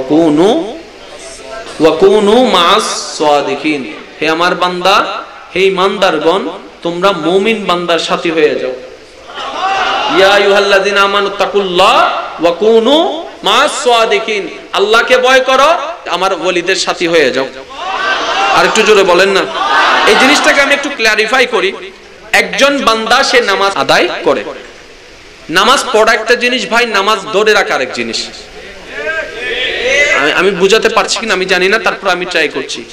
নামাজ পড়া একটা জিনিস, নামাজ ধরে রাখা একটা জিনিস। এটা না বুঝলে কিন্তু রমজানেরটা ভালো করে বুঝবেন। রোজা রাখা একটা জিনিস, রোজার শিক্ষা ধরে রাখা আরেক জিনিস। আরেকটু যদি সহজ করি, হজ করতে গেলাম, হজ করা একটা জিনিস, এই হজের শিক্ষাটা সারা জীবন ধরে রাখা আরেক জিনিস। তাহলে হজ আপনাকে কি শিখায়, রোজা আপনাকে কি শিখায়? আপনারা আমরা ভাবি রমজান আসলো রোজা রাখলাম, হজ করলাম, যাকাত দিলাম, নামাজ পড়লাম, এটাই আপনাদের আমাদের ভাবনা। কিন্তু কখনো কি ভেবেছেন আল্লাহ নামাজ কেন দিয়েছেন, রোজা কেন দিয়েছেন, হজ কেন দিয়েছেন, যাকাত কেন দিয়েছেন, কি কারণে, কি শিখানোর জন্য আমরা কখনো ভাবি? সত্যি করে বলেন ভাবি? এবার আমি শুধু আপনাদেরকে ছোট্ট একটা উদাহরণ দিচ্ছি। আপনি যখন হজে গেলেন, ইহরাম যখন আপনি পরিধান করলেন, একটা মশা মারাও, বলেন না, একটা মশা মারাও যাবে না। কেউ যদি আপনাকে ধাক্কা দেয়, মেজাজ দেখানো। কেউ যদি আপনাকে পিছন থেকে তাওয়াফ করার সময় একটু কুনি দিয়ে আঘাত দেয়, উল্টা আঘাত দেওয়া। আপনি যদি কাফেলার মধ্যে আছেন, সবাই ভাত পেয়েছে, খাবার পেয়েছে, আপনি যদি খাবার না পান, মুআল্লিমের সাথে চিল্লা ফাল্লা করতে। তার মানে পুরা হজটাকে যদি আপনি একটু খেয়াল করেন, আল্লাহ পাক হজের মাধ্যমে আপনাকে আমাকে সহনশীলতা, সহ্য ক্ষমতা শিখায়। বান্দা এই শিখো, কেউ গুতা দিলে হজে যেমন কিছু করো নাই, অন্য সময়ও করিও না। হজে যেমন গালি দাও নাই, অন্য সময়ও গালি দিও না। সহ্য করো, সহ্য করো, সয় যত পাই তত। তাহলে হজ থেকে আমরা সহ্যটা শিখলাম, ঠিক আছে? এবার রোজার মধ্যে আসেন। রোজার মধ্যে আপনার তৃষ্ণা লাগলো, সামনে পানি আছে, খাচ্ছেন না, কে দেখবে বলে? তো রুমের মধ্যে তো কেউ নাই। এই রমজান মাসে যে আল্লাহ দেখবে বলে খাই না, এই কাজটা যেভাবে রমজান মাসে হয়, অন্য মাসে তো সেটা হয় না। আল্লাহ দেখবে বলে তো কোনো কাজ বাদ দিতে পারি না। আল্লাহ পাক বলে রমজানটা প্র্যাকটিক্যাল দিলাম। রমজানের মধ্যে যেরকম আমি যে দেখি এরকম একটা ফিলিংস তোমাদের ভিতর আসে। ইত্তাকুল্লাহ, বান্দারে ওই বয়টা রমজান থেকে নিয়ে বাকি 11 মাসও সেটা অ্যাপ্লাই করা শুরু করো। সুবহানাল্লাহ। তাহলে হজ থেকে সহনশীলতা পাইলাম, রমজানের রোজা থেকে ধৈর্যটা পেলাম। এবার যাকাত থেকে কি? নিজে কামাও আমার নামে দান করো, নিজে কামাও আমার নামে দান করো। তার মানে এখান থেকে দানটা শিখলাম। এগুলো মিলাবেন, সহ্য, তাকওয়া, দান। কয়টা পেলাম? সহ্য, ধৈর্য, সহ্য, দান। কয়টা পেলাম? 4টা। কয়টা? কিভাবে? যেটা সহ্য সেটাই ধৈর্য, যেটাই ধৈর্য সেটাই, কারণ সহ্য ধৈর্য এক লেভেলের। এবার নামাজের মধ্যে আসেন। আল্লাহু আকবার। মাথা উপরে না নিচে? এটা কি বেয়াদবি না আদবি? আল্লাহু আকবার। রুকু বেয়াদবি না আদবি? আল্লাহু আকবার। বেয়াদবি না আদবি? এই নামাজ আপনাকে আদব শিখায়। নামাজের মাধ্যমে আদবটা শিখবেন, রোজার থেকে তাকওয়াটা নিবেন, হজ থেকে ধৈর্য এবং সহ্যটা নিবেন, যাকাত থেকে দান নিবেন। এবার 4টা বিষয় দেখেন। দান আল্লাহর পছন্দ, সহ্য আল্লাহর পছন্দ, ধৈর্য আল্লাহর পছন্দ, আদব আল্লাহর পছন্দ, তাকওয়া আল্লাহর পছন্দ। এই 5টা কোয়ালিটি এবার নিজের ভিতরে নিয়ে আসেন, বাকি 11 মাস বান্দা হয়ে যাবেন। যতজন ওলি আল্লাহ আপনারা নামে চিনেন, প্রত্যেকজনের জীবনীতে দেখেন এই 5টা আছে। আবু বকর সিদ্দিকের জীবনীতে দেখেন দান, সহ্য, ধৈর্য, তাকওয়া। এবার আসেন ইমাম হুসাইনের জীবনে ধৈর্য, সহ্য, তাকওয়া, দান। আর হযরত ইমাম আবু হানিফার জীবনী দেখেন ধৈর্য, সহ্য, দান, তাকওয়া, আদব। মিলান, আপনারা মিলান, যদি না থাকে আপনারা বলেন। তারপরে হযরত আব্দুল কাদের জিলানীর জীবনী দেখেন ধৈর্য, সহ্য, তাকওয়া, দান, আদব। তাহলে আল্লাহর যতগুলা প্রিয় বান্দাদের লিস্ট আপনি করবেন, আপনি আপনার মতো লিস্ট করেন, সমস্যা নাই। দেখবেন প্রত্যেকটা বান্দার জীবন চরিত্রে এই 5টা কোয়ালিটি বিদ্যমান আছে। এবার সেই 5টা কোয়ালিটি যদি কোন রকম আস্তে আস্তে একটু একটু একটু করে যদি নিয়ে আসতে পারেন, একদিনে হবে না, এক সপ্তাহে হবে না, এক মাসে হবে না, কিন্তু আপনি যখন ট্রাই করতে থাকবেন, এই ট্রাই করা অবস্থায় যদি মৃত্যু বরণ হয়, হাসরের ময়দানে রব্বে করিমের কাঠগড়ায় দাঁড়ায় এতটুকু বলতে পারবেন, মওলা বুঝতে আমার দেরি হয়েছে সত্য, কিন্তু যেই দিন থেকে আমি বুঝতে পেরেছি সেই দিন থেকে তোমাকে রাজি করার জন্য আমি চেষ্টাই লেগেছিলাম, আমি পারি নাই মওলা, চেষ্টা করেছিলাম। আর আপনারা ভালো করে জানেন, যেই ছাত্র চেষ্টা করে টিচার কখনো তাকে পানিশমেন্ট দেয় খালি হাতে জমা দিলে, আর যদি হনরহম না পারে কিন্তু গুতাগুতি করছি, না না আর ছাত্রই চেষ্টা করছি তো, ঠিক না ভাই? ঠিক। আল্লাহর করার জন্যই আল্লাহ পাক গাইডলাইন দিলেন, কোরআন কি দিলেন? এবার কোরআন বুঝার ক্যাপাসিটি আমাদের ব্রেনে। আল্লাহ পাক কি করলেন? এই কোরআনকে এক সাইডে রেখে নবীকে প্র্যাকটিক্যাল ভাবে নাজিল করে দিলেন। সুবহানাল্লাহ। এই আমার বান্দারা, আল্লাহ পাক বলে আমার নবীর চরিত্র মোবারক দেখো, জীবন দেখো, এদিকে কোরআনকে পড়ো, এদিকে কোরআনকে পড়ো, এদিকে নবীকে দেখো। এদিকে কোরআন পড়ে যা পাবা, নবীর চরিত্র মোবারকে তোমরা প্র্যাকটিক্যাল হিসেবে সেটাই পাবা। বলুন সুবহানাল্লাহ। এবার আমি আপনাদেরকে একটা প্রশ্ন করব, আপনারা উত্তর দিবেন। কোরআনই নাজিল শুরু হই দেয়, তো নবীর বয়স মোবারক কত? বছর লাগি 23 বছর। বছর তাহলে পুরা কোরআন কমপ্লিট হইতে লাগি তো বছর 23 বছর। অনুরুদ্দান হেদায়েতের কিতাব কি? এবার কোরআনই নাজিল হইতে নবীর সময় লাগি বছর। এবার 23 বছরের ভিতর বহুত সাহাবী খবরত গিয়ে না যায়, জাহান্নামী না জান্নাতি? পুরো কোরআন তো নাও ভাই। যে কোরআন অনুসরণ করি অনধ্যায় জান্নাত যাইও। সাহাবায়ে কেরাম তো বেগুনে কোরআন নিবে না ভাই। কেউ 2 আয়াত পাই, কেউ 5 আয়াত পাই, কেউ 10 আয়াত পাই, কেউ 1 পাই। পুরা সাহাবায়ে কেরামের জীবনী সন্না। আবু বকর সিদ্দিক পুরা কোরআন নয়, আবু বকর সিদ্দিক আকবর কি কেন? ও আবু বকর সিদ্দিক কেন? আরা তো কোরআন অনুসরণ করতাম স্যার, ওনার আমলত তো কোরআন পরিপূর্ণ নয়, ওনার যাতে সিদ্দিক আকবর গিয়ুন। আবু বকর সিদ্দিক হদ্দে কোরআন আয়াত সময়ে সময়ে এসে দে, এই কোরআনের অবয়ব কফিল দিয়ে আর নবী মুস্তাফার চরিত্র মোবারক। সুবহানাল্লাহ। তাহলে সাহাবায়ে কেরাম সম্পূর্ণ কোরআন ফাইদে পড়ে, কিন্তু কামেল গিয়ে দে, যোগ্য গিয়ে দে, উপযুক্ত গিয়ে দে আমা কেন? হন মাদ্রাসা পর্যন্ত বেগুন হদে রহমাতুল লিল আলামিনের মাদ্রাসা। হাই হাই হাই হাই, কেন বাইক দুই তারার কি সৌভাগ্য নবীর ফিজুদি নামাজ পড়ছি দেওয়া, ইমাম ফাইদে নবীর মতো, নবীর পরে ইমাম ফাইদে সিদ্দিকুর মতো ওয়া বাত থাইয়ে দে নবিল্ল, বসিতে নবিল্ল, উঠতে দে মজার হাদিস মনত ফুটছে। হযরত আবু বকর সিদ্দিক আর নবীর একখান অভ্যাস মোবারক আছিল দি, এশারের নামাজের ফর বেগুনুরে বিদায় বিদায় হন নাকি বিদায় আবারই তারা স্তুত হতে সবে সাদিক হতে। সবে সাদিক মানে সকাল 6টায় বেন, ওই যে তুই তো ডাক মারে কক কক এতে। আবু বকর সিদ্দিক যেতে রাসূলুল্লাহ বিদায় লইয়ারে ঘরত আসতো, আম্মা জান আয়েশা হদ্দা আয় আর বাবুরে দেখতাম দে শুধু 1000 আড়ে রাইবের গুম নজর আড়ে বাবা মানে শোনা হতে ফজর নয়, এই যে ফজর নয় এত তো ইন্নু আছে, এই যে ফজর নয় না, এই যে 32 রাইত আছে। আরে মানরকা আব্বাই লাগা গেতে লাগে হতে ফজর হবো, হতে দরজান খুললাম, হতে মসজিদে নববী যাইম, হতে আবার ওয়াদুহা ওয়ালা রাহমাতুল লিল আলামিনের চেহারা আবার দেখলাম। ইতারা তৃষ্ণা আছিল দিয়েন। আল্লাহ রাসূল হাদিস বর্ণনা করেন হতাহর আল্লাহ রাসূলের সাহাবী আনসারী সাহাবী এলে বলে সাহায্য কি ইবে সনে বুঝা যাচ্ছে হতার মনোযোগ কেনে সাহায্য কি তার সাহাবী হদ্দে কি হইউন না হদ্দে নুন ইলিন আবার উনিত্তজুম তোমাত্তুম নুন ইলাইন ফরাও বাই তোমাত্তুম আবার উনিত্তজুম। কারণ আগের যুগের মানুষের স্মরণ শক্তি কি আছিল? বেশি আছিল। হন না কি আছিল?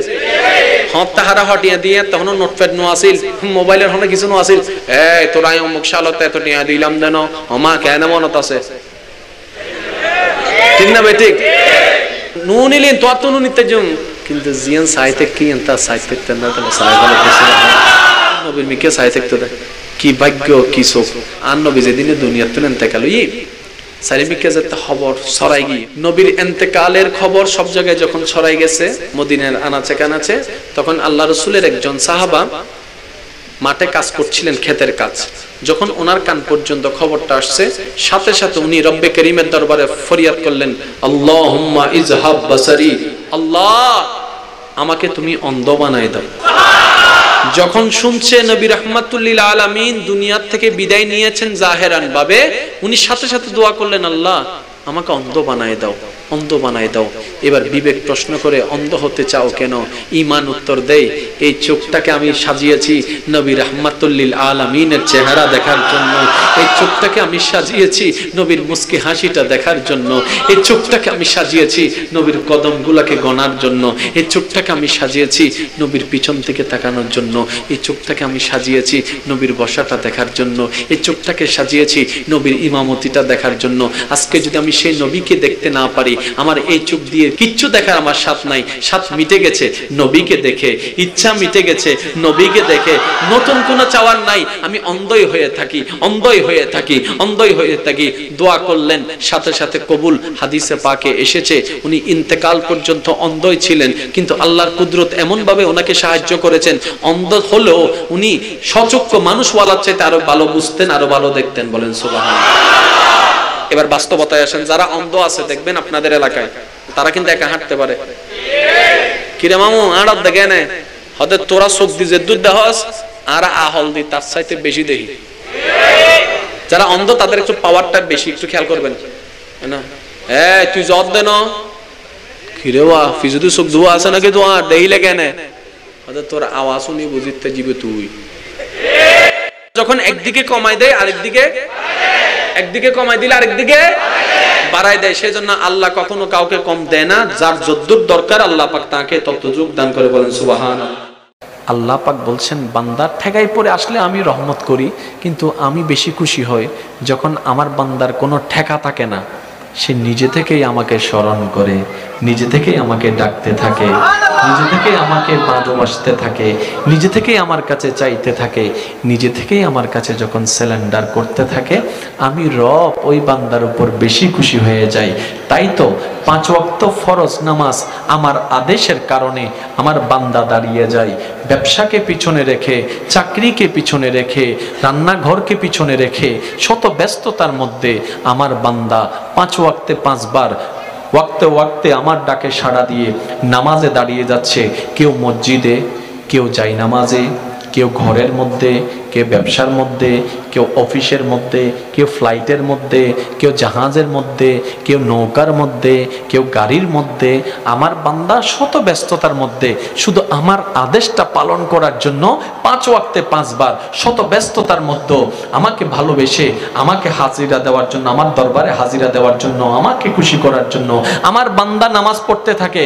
কিন্তু এর ভিতরেও যদি কোনো বান্দা রাতের ঘুমটা হারাম করে, যাই নামাজটা বিছিয়ে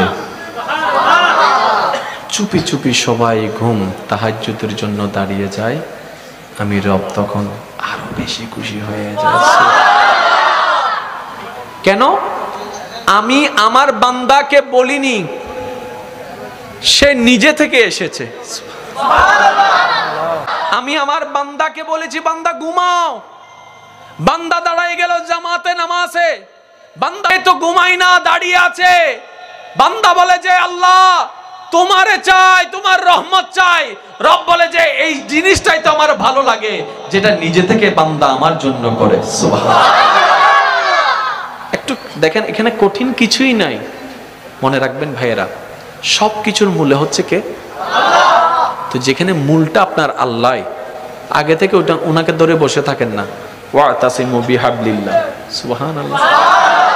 তাহলে কিন্তু আর এত দিক বেদিক ডাইন বাম করার কোনো সুযোগ দরকারই নাই। বলেন না, স্বামী স্ত্রীর ঘরে যখন অশান্তি হয়, দেখবেন যে যাই নামাজে পড়ে চোখের পানির মধ্যে কান্না, চোখের পানি কান্নায় যাই নামাজ ভিজে যাচ্ছে। কাকে স্মরণ করছেন? আল্লাহকে। তার মানে এই সুখের শেষ স্টেপ আল্লাহ।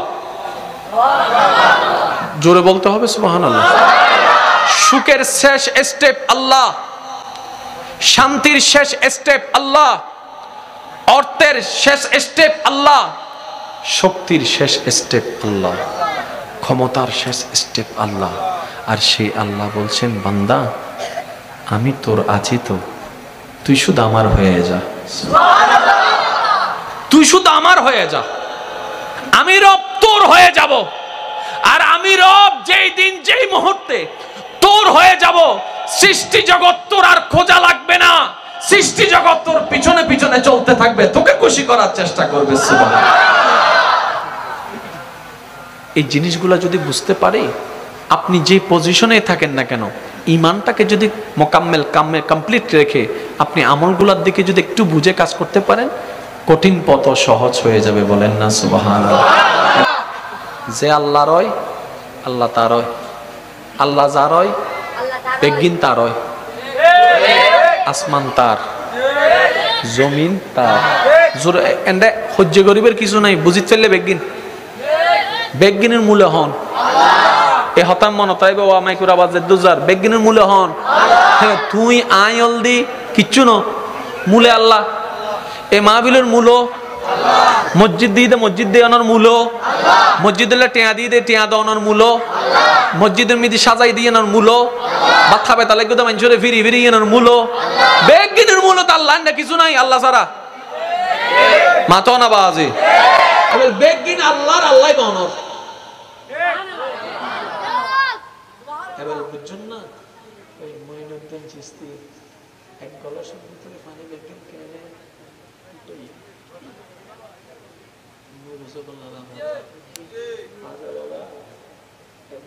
ভিতরে আয়না সাগরের পানি বেগিন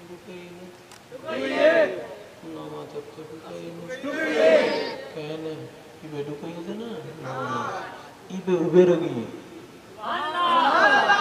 কাহিনী মোতাবেক ইবে হক দেয় ঢুক, আল্লাহ হক দেয় ও সাগর ঢুকছো না, অতএব কি আর খোদা না এবার গানিতাম, তুই আর খোদা তোমার গানিতাম। আল্লাহ হক দেয় আর বান্দা জিয়ে হই তুই গড় জবানুল দি বান্দার হুকুমুল দি আল্লাহ। হজ্জের কিছু নাই, হজ্জের কিচ্ছু নাই, হইতে বদ্দা হজ্জের কিচ্ছু নাই। এবার আর সন্তান হলে মা বাবার দোয়া কবুল, মাতর না সন্তান হলে প্রত্যেক সন্তান হলে মা বাবার দোয়া। আর আর মা কি আল্লাহর ওলি না, তো কবুল কেন হইবে? কবুল করলে তো বলিও দরকার, বলি মানে আল্লাহ প্রিয়, তো মা দোয়া কবুল কেন উনো আল্লাহ বেগিনের মূল, দোয়া কবুল করেন আল্লাহ, রহমত করেন আল্লাহ, তকদির ফাল্লাইন আল্লাহ, দৈন্য আল্লাহ, লৈন্য আল্লাহ, বেগিনের মূলে আল্লাহ, দোয়া গরদ দে বান্দা। মাসালা কেন বুঝিবার চেষ্টা করো বাজিন অঙ্কর মতো। বেগিনের মূলে আল্লাহ, অনাল্লাহ তুলে দিল আমার মা, এবার মা যত হর ও আল্লাহ আর সূত্রে বেজ্জত না বুঝু, আর সূত্রে বেজ্জত না বুঝু, আর সূত্রে কেন ভালোভাবে দিত ফেরেশতায় দোয়াই লগি আল্লাহ হতেই নাই কবুল করলাম। ফেরেশতায় হতে আল্লাহ ইবে কি তোমার বন্ধু না, হতে না বুঝছেন কথা, ইবে কি তোমার বন্ধু না, হতে না, ইবে কি হলো নবী না, হতে না, ইবে কি হলো রাসূল না, হতে না, হতে কি হলো সাহাবা না, হতে না, ইবে হলো তাবিঈন না, হতে না, ইবে হলো আউলিয়া ইকরাম না, হতে না। ইবে দোয়া করলে কবুল করলে আল্লাহ তো সাধারণ বান্দা, তো দোয়াটা কবুল করলে অবাধ্যা ফেরেশতা না কেন বুঝিলেন? আল্লাহ তাআলা বেগিনের মূল, কিন্তু আল্লাহ কিছু কোটা রাখে, কোটা কোটা অনে যতদিন মা নইবেন অন দোয়া কবুল হইতো না, যেত না মাও গিয়ে আল্লাহর কোটার ভিতরে কারণ বান্দার ভিতর ছাত্রল্লাই শিক্ষকের দোয়া, ছোটল্লাই বড় দোয়া, সন্তান হলে মা বাবার দোয়া, জামাইলে বউর দোয়া, বউলে জামাই দোয়া, এতিম বাচ্চার দোয়া, জোর হয় না মাসুম বাচ্চার দোয়া, মজলুমর দোয়া, ইনুলদি কোটা কোটা। এবার আর কেউ এখন বেগিন আই মজলুম ন, আই মজলুম ন, আজি আর কেউ অত্যাচার করছি ওয়ার ওয়ার আর কোটাই বেরমিতে কুলি গিয়ে এবার আজ তো দোয়া করছুম, আই যতই অপরাধী হোক আর দোয়া কবুল চান্সেস বাড়ি যাবো কিয়া, এবার কোটা সাপেক্ষে দোয়া। হজ্জের কিছু কোটা যদি বুঝো সরকারি হিসাব বুঝো, আর জোর হন আবাজ আর বাদ যদি সরকারি অফিসার আর সরি ফোন জোর হন ফ্রি পড়ালেখা সহজ, ফ্রি পড়ালেখা, ফ্রি চিকিৎসা, বলতে সরকারি কোটা। এবার কি হবে? বাংলাদেশে জিল্লে বক্তব্য সরকারি কোটা আছে, আল্লাহর রহমতের ভিতরে কোটা আছে। অনতুন বলিয়ম করতো না, ওনারকে অন্যায়ভাবে মার্জিত, অনেক জায়গায় দখল করে দিত, ওনারা কষ্ট দিত, ওনারকে মারি হয়ে দিত, অনেক মজলুম, অনেক যদি দোয়া ধরন আইক দোয়া করলে যদ্দুর কবুলের গ্যারান্টি, অনেক দোয়া করলে ইয়ার আরো 10 ডবল গ্যারান্টি বাড়ি যাবে অটোমেটিক। কি বলতে কম্পিউটার প্রসেসিং। সুবহানাল্লাহ। আর কেন জোরে হন না সুবহানাল্লাহ। আল্লাহ আর মাহফিলের কবুল করুক। আজিয়ার মাহফিল যারা সাজাই, যারা সহযোগিতা করছি, বেগুনের আল্লাহ কবুল করুক। আমিন। আর এতন যাইবার আগে যেন আল্লাহ যেন আমরা বেগুনের গুনাহটা মাফ করে দেয়, আল্লাহ সে তৌফিক দান করুক। এখন ওনার সামনে সাদ্দাম হুজুর আইব, তাকরীর করিব, ওনারা উনিবেন। তো এই আইসা শতান হই ফেলে এন এখন ছাড়ি দিও, মন পরিষ্কার সব পরিষ্কার। জোরে বলেন, মন পরিষ্কার, মন অন্ধকার সব অন্ধকার। এবার ঠান্ডা মাথায় একটু ভেবে বলেন, আমরা কি এতদিন মন পরিষ্কার করেছি? না, আমরা চেহারা পরিষ্কার করেছি, কাপড়ের পরিষ্কার করেছি, হাতের যত্ন নিয়েছি, চুলের স্টাইল করেছি, ভোর স্টাইল করেছি, দাঁতের যত্ন নিয়েছি।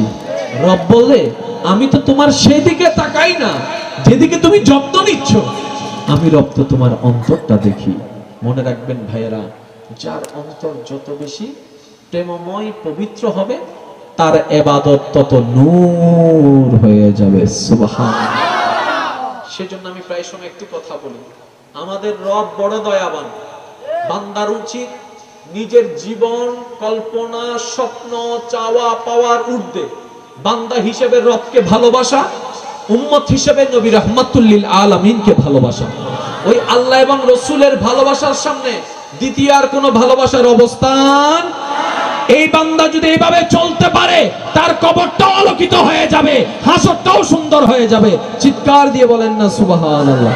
হিংসা থেকে যারা বাঁচতে চান, যখনই আপনার কোনো অপছন্দের ব্যক্তির কথা, প্রশংসা, উন্নতি আপনার কানে আসবে, যখন দেখবেন মন জ্বলছে, প্রথমে বলবেন এটা আপনার মন জ্বলছে না, শয়তানের জ্বালাচ্ছে, যেন আপনি হিংসা করে আপনার আমল নষ্ট হয়ে যায়। প্রথম শয়তানের এই চালাকিটা বুঝে আপনি সাথে সাথে ওইটাকে দমানোর জন্য কি করবেন? আলহামদুলিল্লাহ, আল্লাহ তাকে আরো বাড়ায় দেখ, আলহামদুলিল্লাহ সে আরো ভালো করুক, শুধু আলহামদুলিল্লাহ বলে বলে তার প্রশংসা করতে থাকবেন, দেখবেন হিংসা আস্তে আস্তে কমে যাবে। তাহলে হিংসা নষ্ট করার এক বড় হাতিয়ারের নাম কি? যাকে আপনি দেখতে পারেন না, যার কথা শুনলে আপনার মন জ্বলে, যার প্রশংসা শুনলে আপনার মনে ব্যথা লাগে, অনুভব হয়, আজকে থেকে একটা কাজ করবেন, শুধু তার ব্যাপারে কোনো কথা আসলে, সে আপনার সামনে আসলে শুধু আলহামদুলিল্লাহ বলতে থাকবেন, আলহামদুলিল্লাহ বলতে থাকবেন, মন চাক কিংবা না চাক শুধু বলতে থাকবেন, বলতে থাকবেন। একদিন দেখবেন আপনি জয় হয়ে গিয়েছেন, কারণ আপনি রহমানের বান্দা। তাহলে হিংসা থেকে বাঁচার একটা টেকনিক পালাম ইনশাআল্লাহ। যে অন্যের ভালো চায়, আল্লাহ তার ভালো চায়। যে অন্যের ক্ষতি করে, তার ক্ষতি এমনিতেই হয়ে যায়। সেজন্য নিজের ভালো নাকি জগতে বুঝে, নিজের ভালো নাকি পাগলও বুঝে। আজকে থেকে অন্যের ভালো করার চেষ্টা করুন, অন্যকে দান করার চেষ্টা করুন। কিচ্ছু দান যদি করতেও না পারেন ভাইয়েরা, অন্তত একটা হাসি দান করে দেন। একদম কিচ্ছু যদি আপনার দেওয়ার কিচ্ছু না থাকে, একটা মুস্কি হেসে তার সাথে কথা বলেন। আপনি জানেন আপনার নবী কি বলছেন? কারোর সাথে কেউ মুস্কি হেসে কথা বলা, এটাও সদকায়ে জারিয়ার একটা অংশ হয়ে যায়। আপনি নামাজ পড়ছেন, আপনার নামাজটা হবে শুধু একমাত্র লক্ষ্য, নট সওয়াব, নট সওয়াব, যে আমি সওয়াব পাবো না, জাহান্নাম থেকে বাঁচবো, এই চিন্তাই না। আপনি যখনই দাঁড়াবেন, আল্লাহু আকবার, মাওলা তোমার বান্দা তোমার দরবারে হাজিরা দিচ্ছে, বাস এটা থাকবে। মাওলা আমি আসছি তোমার বান্দা একটু হাজিরা দিতে আসছি তোমার কাছে। এবার আল্লাহ জিজ্ঞেস করবে, বান্দা ব্যবসা বন্ধ করে দিয়েছ? আল্লাহ দিয়েছে। কেন দিলা? আল্লাহ তোমার জন্য। বান্দা তো তুমি যে ব্যবসা বন্ধ করে দিয়েছো, অনেক কাস্টমার চলে যাচ্ছে, তো গাড়ি যে বন্ধ করে দিয়েছো, অনেক টাকা লস হয়ে যাচ্ছে, তো তুমি তো দোকানটা বন্ধ করে দিয়েছো, অনেক ব্যবসা তো লস হচ্ছে। বান্দা তোমার লস হচ্ছে তো, টাকা কমে যাবে তো। এবার আশেক বান্দা উত্তর দেয়, রিজিক তো আমার টাকাই নয়, রিজিক তো তোমার কাছে। আর তুমি যদি চাও একের মধ্যে 1 কোটিও দিতে পারো, তো সুতরাং আমি সেজন্য তোমার কাছে এসেছি। আমার লস হচ্ছে না মওলা, লাভের চাইতে লাভ বেশি হচ্ছে। এবার ফেরেশতা জিজ্ঞেস করে লাভ কেমনে? বলে যে যে স্রষ্টাকে খুশি করতে পারে তার চাইতে বড় ধনী আর কেউ হতে পারে? আমি সেই জায়গায় এসেছি আসল লাভের ক্ষেত্রে, যে লাভটা চিরস্থায়ী, ক্ষণস্থায়ী লাভের কোনো দরকার। সেজন্য যদি নিজেকে সফল বানাতে চান, আজকে থেকে যদি অন্যের উত্তম চান, অন্যের ভালো চান, মনে রাখবেন আপনার ভালো সুনিশ্চিত হবে।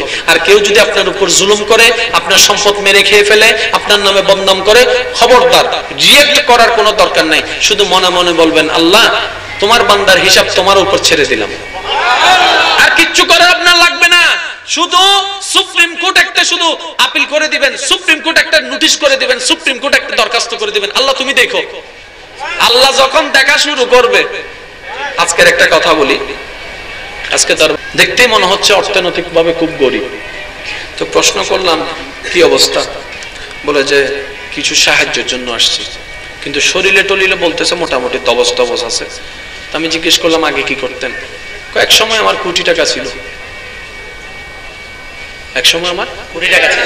তো এই অবস্থা কেন? আমার ছেলে না আমার সব কিছু নিয়ে আমাকে বের করে দিছে। আমার একটু ইন্টারেস্ট বেড়ে গেছে জিনিসটার বিষয়ে। তা আমি বলতাম কি করতেন আপনি? আমি একটা ব্যবসা করতাম। তখন জিজ্ঞেস করছি, আচ্ছা ভাই সত্যি করে একটা কথা বলেন, এখন তো আপনার কোনো টাকা পয়সা নেই। বলে যে না, ওষুধ খাওয়ারও টাকা নেই, আপনি বললেন, খাবার টাকা নেই, আপনি বললেন। আচ্ছা আপনি কি কখনো মানুষকে কষ্ট দিয়েছেন? বলে যে এইটার কারণে তো আজকে আমি এই অবস্থায়। আমি বললাম কেন? বলে যে আমার যখন পাওয়ার ছিল, আমি মানুষের জায়গা জমি দখল করে নিয়েছিলাম। দলিলে হালকা 19-20 থাকলে সেটাই আমি দখল করতাম। যেভাবে দখল করার সব পদ্ধতি আমার কাছে ছিল, পাওয়ারও ছিল, সবকিছু ছিল। আমি সব দখল করেছি সন্তানের ভবিষ্যতের জন্য, আমার ভবিষ্যৎটাই নষ্ট হয়ে গেছে। তার মানে আপনি যখন অন্যের ক্ষতি করবেন, এতটুকু নিশ্চিত থাকেন আপনার ক্ষতি নিশ্চিত আছে। আপনি নিজের ক্ষতি চান? বলেন আপনি নিজের ক্ষতি চান? আপনি যদি বলেন যে আমি নিজের ক্ষতি চাই না, তাহলে আপনি অন্যের উপকার করা শুরু করেন, আল্লাহ আপনার উপকার শুরু করে দিবে। বলেন সুবহানাল্লাহ। যদি আল্লাহর প্রিয় হতে চান, যদি নিজের পরকালকে সুন্দর করতে চান, আপনাকে এনিহাও শয়তানের ফাঁদগুলোকে বুঝতে হবে, চিনতে হবে। আপনি নিজের মতো করে একটা লিস্ট করেন, শয়তানের ফাঁদে কি কি থাকতে পারে কোয়ালিটি, শয়তানের ফাঁদে কি কি রশি থাকতে পারে, শয়তানের ফাঁদে কি কি গর্ত থাকতে পারে, শয়তানের ফাঁদের কি কি কৌশল থাকতে পারে, আপনি একটা লিস্টই করবেন। যেমন আমি আপনাদেরকে একটু হিংস দিচ্ছি, হিংসা এটা আল্লাহর পক্ষ থেকে হতে পারে না, এটা শয়তানের পক্ষ থেকে। লোভ শয়তানের পক্ষ থেকে, অহংকার শয়তানের পক্ষ থেকে, মানুষের পিছনে লাগা শয়তানের পক্ষ থেকে, কেউ উন্নতি করছে তাকে হিংসা করে টেনে নেমে নেওয়া শয়তানের পক্ষ থেকে, অন্যকে খারাপ বানানোর জন্য কারো কাছে বদনাম করা, এটা শয়তানের কাজ হতে পারে। কারো টাকা নিয়ে 1 সপ্তাহের জন্য নিয়ে 1 বছরও না দেওয়া, এটা শয়তানের কাজ হতে পারে। ব্যবসার মধ্যে 2 নম্বরই করা, এটা শয়তানের কাজ হতে পারে। টেবিলের নিচে ঘুষ নেওয়া, এটা শয়তানের কাজ হতে পারে। সুদের ব্যবসা করা, এটা শয়তানের কাজ হতে পারে। কারণ আপনি ভাই মানেন কিংবা না মানেন, আপনাকে মৃত্যুবরণ করতেই হবে। আপনি থাকতে চান কিংবা না চান, অন্ধকার কবরে আপনাকে থাকতে হবে। আপনি চান কিংবা না চান, রবের সামনে আপনাকে দাঁড়াইতে হবে। মানেন না মানেন, আপনি রবের সামনে আপনাকে নিহাও দাঁড়াইতে হবে।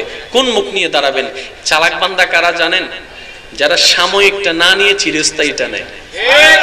মূল যুদ্ধটা যদি বুঝে ফেলতে পারেন, পুরো রাস্তা ক্লিয়ার, পুরো রাস্তা ক্লিয়ার। আপনার ইহকালও সাকসেস, পরকালও সাকসেস। আপনারা জানেন, আপনার আমার নবীর কাছে একজন বিধর্মী আসলেন, এসে বললেন আমি ইসলাম ধর্ম গ্রহণ করতে পারি, কিন্তু আমার একটা শর্ত আছে। আমার একটা শর্ত আছে। নবী মুস্কি হেসে বললেন কি শর্ত বলো? বলে যে আমি 5 ওয়াক্ত নামাজ পড়তে পারবো না। তো তুমি কয় ওয়াক্ত পারবা? তো আমি অল্প পারবো, 2-3 ওয়াক্ত 4 ওয়াক্ত। আমার নবী বললেন যে ঠিক আছে। সুবহানাল্লাহ। একটু জোরে। তাহলে আপনার জন্য আমার জন্য 5 ওয়াক্ত, ওনার জন্য আমার নবী কালিমা পড়াই নিলেন এবং রায় করে দিলেন 4 ওয়াক্ত। কারণ নবীর সাথে কানেকশন আছে কার? আল্লাহ। এদিকে কি কথা হচ্ছে শুনছেন কে? আল্লাহ। আল্লাহর নবী ইসলামকে এত সুন্দর এবং সহজ করেছে, এত সুন্দর এবং সহজ করেছেন। আরেকটা জিনিস দেখেন, এটা আমি বোঝার জন্য বলছি আপনাদেরকে। একজন সাহাবা রোজার অবস্থায় কিছু ভুল হলো, নবীর কাছে আসছেন, ইয়া রাসূলুল্লাহ আমার এই জিনিসটা ভুল হয়েছে। তা আমার নবী ওনাকে পরামর্শ দিলেন, তুমি একটা কাজ করো, কিছু মানুষকে খাওয়াই দাও। উনি বললেন, ইয়া রাসূলুল্লাহ আমি নিজে খাইতে পারি না, মানুষরে কি খাওয়াবো? উনি কিন্তু আসামি। তো নবী বললেন তুমি খাওয়াই দাও। বলে যে ইয়া রাসূলুল্লাহ আমি নিজে খাইতে পারি না, আমি অন্যকে কি খাওয়াবো? নবী বললেন তাহলে রোজা রেখে দাও। ওই একটা রোজা রাখছে সেটার মধ্যে এরকম ভুল করে ফেলছে, এতগুলো রোজা রাখতে গেলে তো এটাও গলত হয়ে যাবে। আমার নবী বললেন একটা কাজ করো, কিছু সদকা করে দাও। কেউ ইয়া রাসূলুল্লাহ আমার কাছে কিছু নাই যে সদকা করব। নবী বললেন তুমি বসো। কিছুক্ষণের মধ্যে এক থালি খেজুর আসছে নবীর দরবারে। নবীজি সেই খেজুরের থালিটা ওনার হাতে দিলেন, দিয়ে বললেন মদিনার সবচেয়ে গরিব পরিবারের কাছে এগুলো দিয়ে আসো যাও। উনি বললেন ইয়া রাসূলুল্লাহ আমার জানা মতে মদিনায় আমার মতো গরিব আর কেউ নাই। আর একটু জোরে বলেন না, আমার জানা মতে মদিনায় আমার মতো গরিব। ওনার কথা শুনে নবী রাহমাতুল লিল আলামিন খুশি হয়ে মুস্কি হাসি দিলেন, হেসে বললেন যাও তুমি এবং তোমার পরিবার মিলে খেয়ে নাও, সদকা আদায় হয়ে যাবে, তোমার ভুলের শুধরা হয়ে যাবে। বলেন সুবহানাল্লাহ। ইসলামটাকে কত সহজ করেছেন নবী। আর সেই ইসলামটা আপনি আমি ঝগড়ায় নিয়ে গেলাম। মনে রাখবেন প্রত্যেকটা মুসলমানের জন্য ইসলাম আমানত। অনেক টাকা যেমন আপনার কাছে আমানত, ইসলামও আপনার কাছে আমানত। আল্লাহ কিন্তু জিজ্ঞেস করবেন আমার নবী যে ইসলামটাকে সাজাই দিয়ে এসেছেন তোমরা সেই ইসলামের কতটুকু খেদমত করেছো, কতটুকু মান মর্যাদা রক্ষা করে চলেছো। প্রত্যেকটা মুসলমানকে কিন্তু আল্লাহ জিজ্ঞেস করবে। সেজন্য তর্ক দিয়ে নয়, বিশ্বের মধ্যে ইসলামকে পৌঁছাই দিতে হবে সুন্দর চরিত্র দিয়ে এবং মহব্বত দিয়ে। বলেন সুবহানাল্লাহ। আল্লাহ বান্দা মাঝখানে ঢুকে গেছে, শয়তানের চাচ্ছে আপনাকে আল্লাহর কাছে যেতে না দিতে। আপনার টার্গেট আপনাকে সফল হওয়ার জন্য আল্লাহর রহমতের কাছে আপনাকে যেতেই হবে। এবার শয়তানে কি করলো? শয়তানে কি পারবে আপনার হাত ধরে টেনে রাখতে? আপনার পা বেঁধে রাখতে পারবে? এবার শয়তান কি করলো? একটা কৌশল খেললো। সেই কৌশলটা কোথায়? আপনার ভিতরে, মনের ভিতরে। এবার আপনার আল্লাহর কাছে যাওয়ার একটা মাধ্যম হচ্ছে নামাজ। এবার আপনি নামাজের মাধ্যমে আল্লাহর দিকে যেতে চাচ্ছেন, শয়তান আপনাকে নামাজ থেকে দূরে সরাই নিচ্ছে। রোজার মাধ্যমে আল্লাহর দিকে যেতে চাচ্ছেন, রোজা থেকে দূরে সরাই নিচ্ছে। মা বাবার খেদমতের মাধ্যমে আপনি আল্লাহর রহমতের নিচে যেতে চাচ্ছেন, শয়তান আপনাকে সেখান থেকে দূরে সরাই দিচ্ছে। দান সৎকার মাধ্যমে আপনি আল্লাহর রহমতের কাছে যেতে চাচ্ছেন, শয়তান সেখানের মধ্যে রিয়া ঢুকাই দিয়ে ধ্বংস করে দেওয়ার চেষ্টা করছে। অন্যকে হেল্প করার মাধ্যমে আপনি আল্লাহর প্রিয় হতে চাচ্ছেন, শয়তান সেখানের মধ্যে ডিস্টার্ব করে দিচ্ছে। অন্যের প্রশংসা করে আল্লাহর কাছে যেতে চাচ্ছেন, সেখানে অন্যের বদনাম আপনার জবান থেকে বের করে সে আপনাকে ওখান থেকে দূরে রাখতে চাচ্ছে। এবার আপনি যদি আল্লাহর বান্দা হিসেবে শয়তানের এক একটা কৌশলগুলোকে মাথায় এবং মনে বসাই ফেলতে পারেন, যখনই এরকম সিচুয়েশন আসবে আপনি সাথে সাথে নিজের জবানকে বন্ধ করে ফেলবেন, হাতকে বন্ধ করে ফেলবেন, পাকে থেকে থামাই দিবেন, ব্রেনটাকে থামাই দিবেন, মনটাকে থামাই দিবেন। একদিন করবেন, এক সপ্তাহ করবেন, এক মাস করবেন, আর প্রত্যেকটা কিছু নিয়ত থাকবে মওলা তোমাকে রাজি করতে চাই, মওলা তোমাকে রাজি করতে চাই, তোমার সন্তুষ্টি অর্জন করতে চাই, তোমার প্রিয় হতে চাই। তাই শয়তানের কর্মগুলোকে আমি আস্তে আস্তে বাদ দিতে চাচ্ছি। কিন্তু আমি তো দুর্বল, আমি তো ছোট্ট, আমি তো অসহায়, মওলা তোমার সাহায্য চাই। আউযু বিল্লাহি মিনাশ শাইতানির রাজিম, আউযু বিল্লাহি মিনাশ শাইতানির রাজিম। যখন বারবার বলতে থাকবেন আল্লাহ তোমার কাছে আশ্রয় চাই, তোমার কাছে আশ্রয় চাই, তোমার কাছে পানা চাই, তোমার সাহায্য চাই, যেদিন রহমানের দরবারে আপনার ডাকটা কবুল হয়ে যাবে তখন আল্লাহ পাক স্পেশাল রহমত দিয়ে আপনার চতুর্দিকে ঘেরাও করে নেবে। সেই দিন শয়তান আর আপনার কাছেও আসতে পারবে না, আপনি আল্লাহর প্রিয় বান্দা হয়ে যাবেন। এই মাঝখানের সময়টা একটু ধৈর্য ধরতে হবে। এত বড় একটা রেজাল্ট, একটু তো ধৈর্য ধরতে হবে। গোল্ডেন এ প্লাস চাচ্ছেন, স্যারের বকা তো একটু খাইতে, রাতে 3টা বাজে উঠে একটু পড়তে, কারণ আপনার চাওয়াটা তো অনেক বিশাল। তো ওইটা পাওয়ার জন্য কিছুটা একটু করতে হবে। এই করাটার নাম হচ্ছে আমল। ভালো কাজ যেটা এটাকে নেক আমল বলে। কি আমল? নেক আমল। এই নেক আমল করছেন, ওইটা পাচ্ছেন না, এই মাঝখানের সময় যেটা, এটার নাম হচ্ছে ধৈর্য। এটার নাম কি? ধৈর্য। এবার ধৈর্য কি জিনিস আমি বলি। জবান আছে, গালি দেওয়ার ক্ষমতা আছে, আপনি দিলেন না, ধৈর্য। মারার ক্ষমতা আছে আপনার হাত, কিন্তু আপনি রবের সন্তুষ্টির জন্য মারলেন না, ছেড়ে দিলাম, যা মাফ করে দিলাম, ধৈর্য। High high high high. আপনি জানেন আল্লাহ পাক রব্বুল আলামিন সর্বদা প্রস্তুত থাকে বান্দাকে ক্ষমা করার জন্য।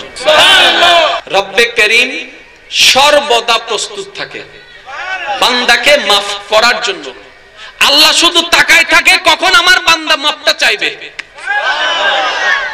কখন সে মাফটা চাইবে। মাফ চাওয়া মানে কি বলেন? ইস্তিগফার।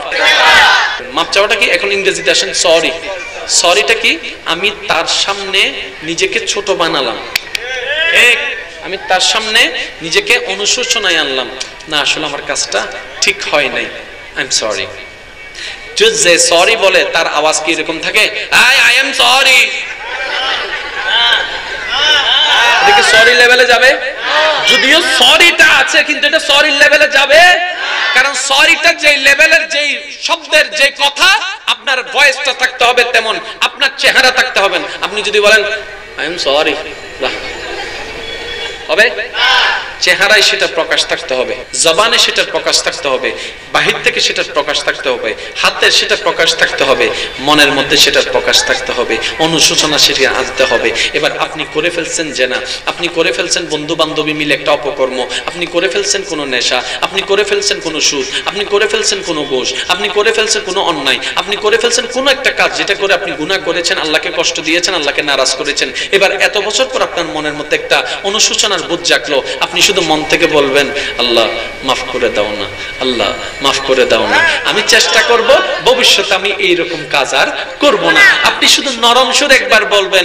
আল্লাহ পাক জানেন আপনি যখন এরকম করে চোখের পানি ছেড়ে ছেড়ে যখন আপনি তওবা করেন, তখন আল্লাহ পাক ফেরেশতাদেরকে তাকায় দেয়, ফেরেশতাদেরকে ডাক দেয়, ফেরেশতাদেরকে ডেকে বলে ও জিবরাইল দেখো না আমার বান্দা কত ছোট বাচ্চার মতো কান্না করছে, কিভাবে চোখের পানি ফেলছে, কত রং বেরঙের কোন সুন্দর নামে আমাকে ডাকছে, কখনো রহমান ডাকছে, কখনো রহিম ডাকছে, দেখো না তার ডাকের কত মায়া, দেখো না তার ডাকের কত ভালোবাসা, কত মায়া দিয়ে আমাকে ডাকছে।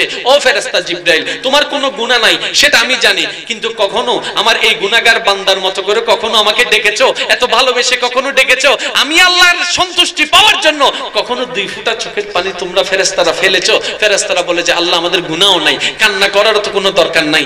আল্লাহ পাক তখন বলে এখন বুঝতে পারছো কেন আমি বান্দা সৃষ্টি করেছি, কেন আমি বান্দা সৃষ্টি করেছি? কারণ আমি চাই আমার বান্দা গুনাহ করলেও সে যেন বারবার আমার কাছেই আছে। মা গররাকা বিরাব্বিকাল কারীম, ও বান্দা লা তাকনাতু মির রাহমাতিল্লাহ ইন্নাল্লাহা ইয়াগফিরুয যুনুবা জামিয়া। বান্দারে একবার শুধু তওবা কর মন থেকে, আমি তোর একটা তওবার কারণে হাজার গুনাহ maaf করে দিতে পারি। এবার আপনাকে যদি আল্লাহ maaf করে দেয়, লস কার? শয়তানের। কেমন লস? সে শয়তান আপনাকে দিয়ে আপনার পিছনে লেগে আপনাকে কলা কৌশল করে 50 বছরে যে গুনার পাহাড়টা তৈরি করে দিয়েছে, আপনাকে আল্লাহ সে মাফ করার সাথে সাথে 50 বছরের গুনাহ। সেজন্য শয়তানে তওবা করতে দেয় না। নিজেকে প্রশ্ন করে দেখেন তো, আপনি এই গত 2 মাসে কয়বার তওবা করছেন? যেখানে আমাদের দৈনিক 100 বার করা দরকার, সেখানে কিন্তু 2 মাসে আপনি আমি একবারও করিনি। এবার নিজেকে প্রশ্ন করলাম কি রে, আমি তো গুনাহ করি, তওবার দরজাও তো খোলা আছে, আমি তওবা করলাম না কেন, আমি তওবা করলাম না কেন? আসলে আপনি তওবা করেন নাই নয়, শয়তানে তওবা করতে দেয় নাই। এবার শয়তানকে তার বন্ধুরা জিজ্ঞেস করে কি রে বান্দারে তুই তওবা করতে দেস না কেন? শয়তান বলে আমি পরিশ্রম করে 50 বছরে যে গুনার পাহাড় বানায় দিয়েছি, সে যদি একবার তওবা করে সেটাই যদি কবুল হয়ে যায় আমার 50 বছরের পরিশ্রম শেষ হয়ে যাবে, তাই আমি বান্দাকে দিয়ে তওবা করাই না। সেজন্য চালাক বান্দা তারাই অন্তত রাতে ঘুমানোর আগে একবার হলো মওলার দরবারে তওবার মাধ্যমে নিজেকে প্রেজেন্ট করে বলে মওলা বান্দা এসেছি তোমার দরবারে, ভিখারি সেজে এসেছি, অপরাধী হয়ে এসেছি, মওলা তুমি রহমান একটু মাফ করে দাও না। আজকে থেকে এই আমলটা করার চেষ্টা করবেন প্রত্যেকদিন রাত্রে, এটা যেন মিস না হয়। সওয়াব একটা হচ্ছে গুনাহ, আপনি সওয়াব করছেন গুনাহও করছেন, এই একটা জগৎ। আপনি গুনাহ করছেন সওয়াব করছেন না, এটা একটা জগৎ। আপনি গুনাহ কমাচ্ছেন সওয়াব বরাবর আছে, এই একটা জগৎ। এতগুলা জগতের মধ্যে সবচেয়ে ইম্পর্টেন্ট কোনটা জানেন? সওয়াব বাড়ানোর চাইতে গুনাহ কমানো উত্তম। সওয়াব বাড়ানোর তুলনায় গুনাহ কমানো কেন? আপনি নিজের সারা দিনটাকে একটু গবেষণা করেন। সওয়াবের পার্সেন্টেজ 20%, গুনার পার্সেন্টেজ 80%। তাহলে কোথায় 80%, কোথায় 20%? আপনি এই 20% যদি থাকে, এটা যদি গুনার লেভেলটা যদি 2% চলে আসে, এই 20% এর সওয়াব এটাই মহাসমুদ্র হয়ে যাবে, মহাসাগর হয়ে যাবে, মহাসমুদ্র হয়ে যাবে। এই 20%টা যদি এই দিকের লেভেলটা একটু কমে আসে, এবার আপনারাই বলেন প্রতিযোগিতা কি সব বাড়ানোর জন্য করা দরকার আমাদের, নাকি প্রথমে গুনাহ কমানোর জন্য? এখন আপনার দৃষ্টিতে কোন কোন কাজ আপনি গুনাহ করেন, আপনি একটা লিস্টি করেন মনে মনে, দরকার মোবাইলে নোটপ্যাডে করেন, কোন কোন বদ অভ্যাস আপনার কাছে আছে, এটা একটা লিস্টি করবেন। ওই লিস্টি মোতাবেক প্রত্যেকটা দোষের পাশে একটা সময় দিবেন, 2 সপ্তাহ, 1 সপ্তাহ, 1 মাস, ঠিক আছে? ওটাকে স্ক্রিনশট নিয়ে আপনার মোবাইলের মধ্যে স্ক্রিন সেভার লাগাই দিবেন আপনি। এই দোষগুলা শয়তানের। আজকে থেকে আমি আমার রবকে খুশি করার জন্য এই দোষটা বাদ দেওয়ার চেষ্টা করব, রাগটাকে কমানোর চেষ্টা করব, হিংসাকে বাদ দেওয়ার চেষ্টা করব। আজ থেকে আমি লেগে গেলাম, কারণ পরিবর্তন তো একদিনে আসবে না, আপনাকে চেষ্টা করতে হবে। আর আপনার এই চেষ্টা করা ছাড়া দ্বিতীয় কোনো উপায়, কারণ আপনি যে সম্পদ কামাচ্ছেন, যে টাকাটা কামাচ্ছেন, মনে করেন আপনি সারাদিন বাসে হেল্পারগিরি করলেন আর কি, টাকাটা পকেটে আছে, যদি আপনি মারা যান সে টাকাটা বের করে সবাই নিয়ে নেবে, আপনার সাত পেন আপনার সাথে কবরে যাবে না। বাস এই বুঝটা মাথার মধ্যে নিয়ে আসেন। আল্লাহর ওয়াস্তে বিশ্বাস করেন ভাই, আপনি যদি নিজেকে পরিবর্তন করতে চান, ইনশাআল্লাহ আপনি অবশ্যই পারবেন, কারণ আপনি রহমানের বান্দা, আপনার সাপোর্টার তো রহমান আছে, আপনার সাপোর্টার তো রহমান আছে, তা আপনার তো ভয় পাওয়ার কোনো দরকার নাই। আর কেমন সাপোর্টার? যিনি ইন্নাল্লাহা আলা কুল্লি শাইইন কাদির। কেমন সাপোর্টার? যিনি সমস্ত বিশ্বের খালিক। কেমন সাপোর্টার? যিনি রব্বুল আলামিন। তো যেখানে এত বড় একজন সাপোর্টার আপনার কাছে আছে, আপনার সাথে আছে, আপনার তো নিরাশ হওয়ার দরকার নাই, মন ছোট করার দরকার নাই। যদ্দূর পারেন করে যান না, নবীর মহব্বত অন্তরে রাখেন, আল্লাহর ভয়টা অন্তরে রাখেন, তখন দেখবেন এই অল্প অল্প কাজও হাসরের ময়দানে বিশাল সওয়াবের পাহাড় হয়ে দাঁড়ায় যাবে। আর একটু জোরে বলেন না সুবহানাল্লাহ। আল্লাহ আমাদের সবাইকে নেক আমলের সহিত থাকার তৌফিক দান করুন। আল্লাহ পাক আমাদের সকলের হাজির কবুল করুক, আমিন। ওয়া আখিরু দাওয়ানা আলহামদুলিল্লাহি রাব্বিল আলামিন। আসসালামু আলাইকুম ওয়া রাহমাতুল্লাহি তাআলা ওয়া বারাকাতুহু।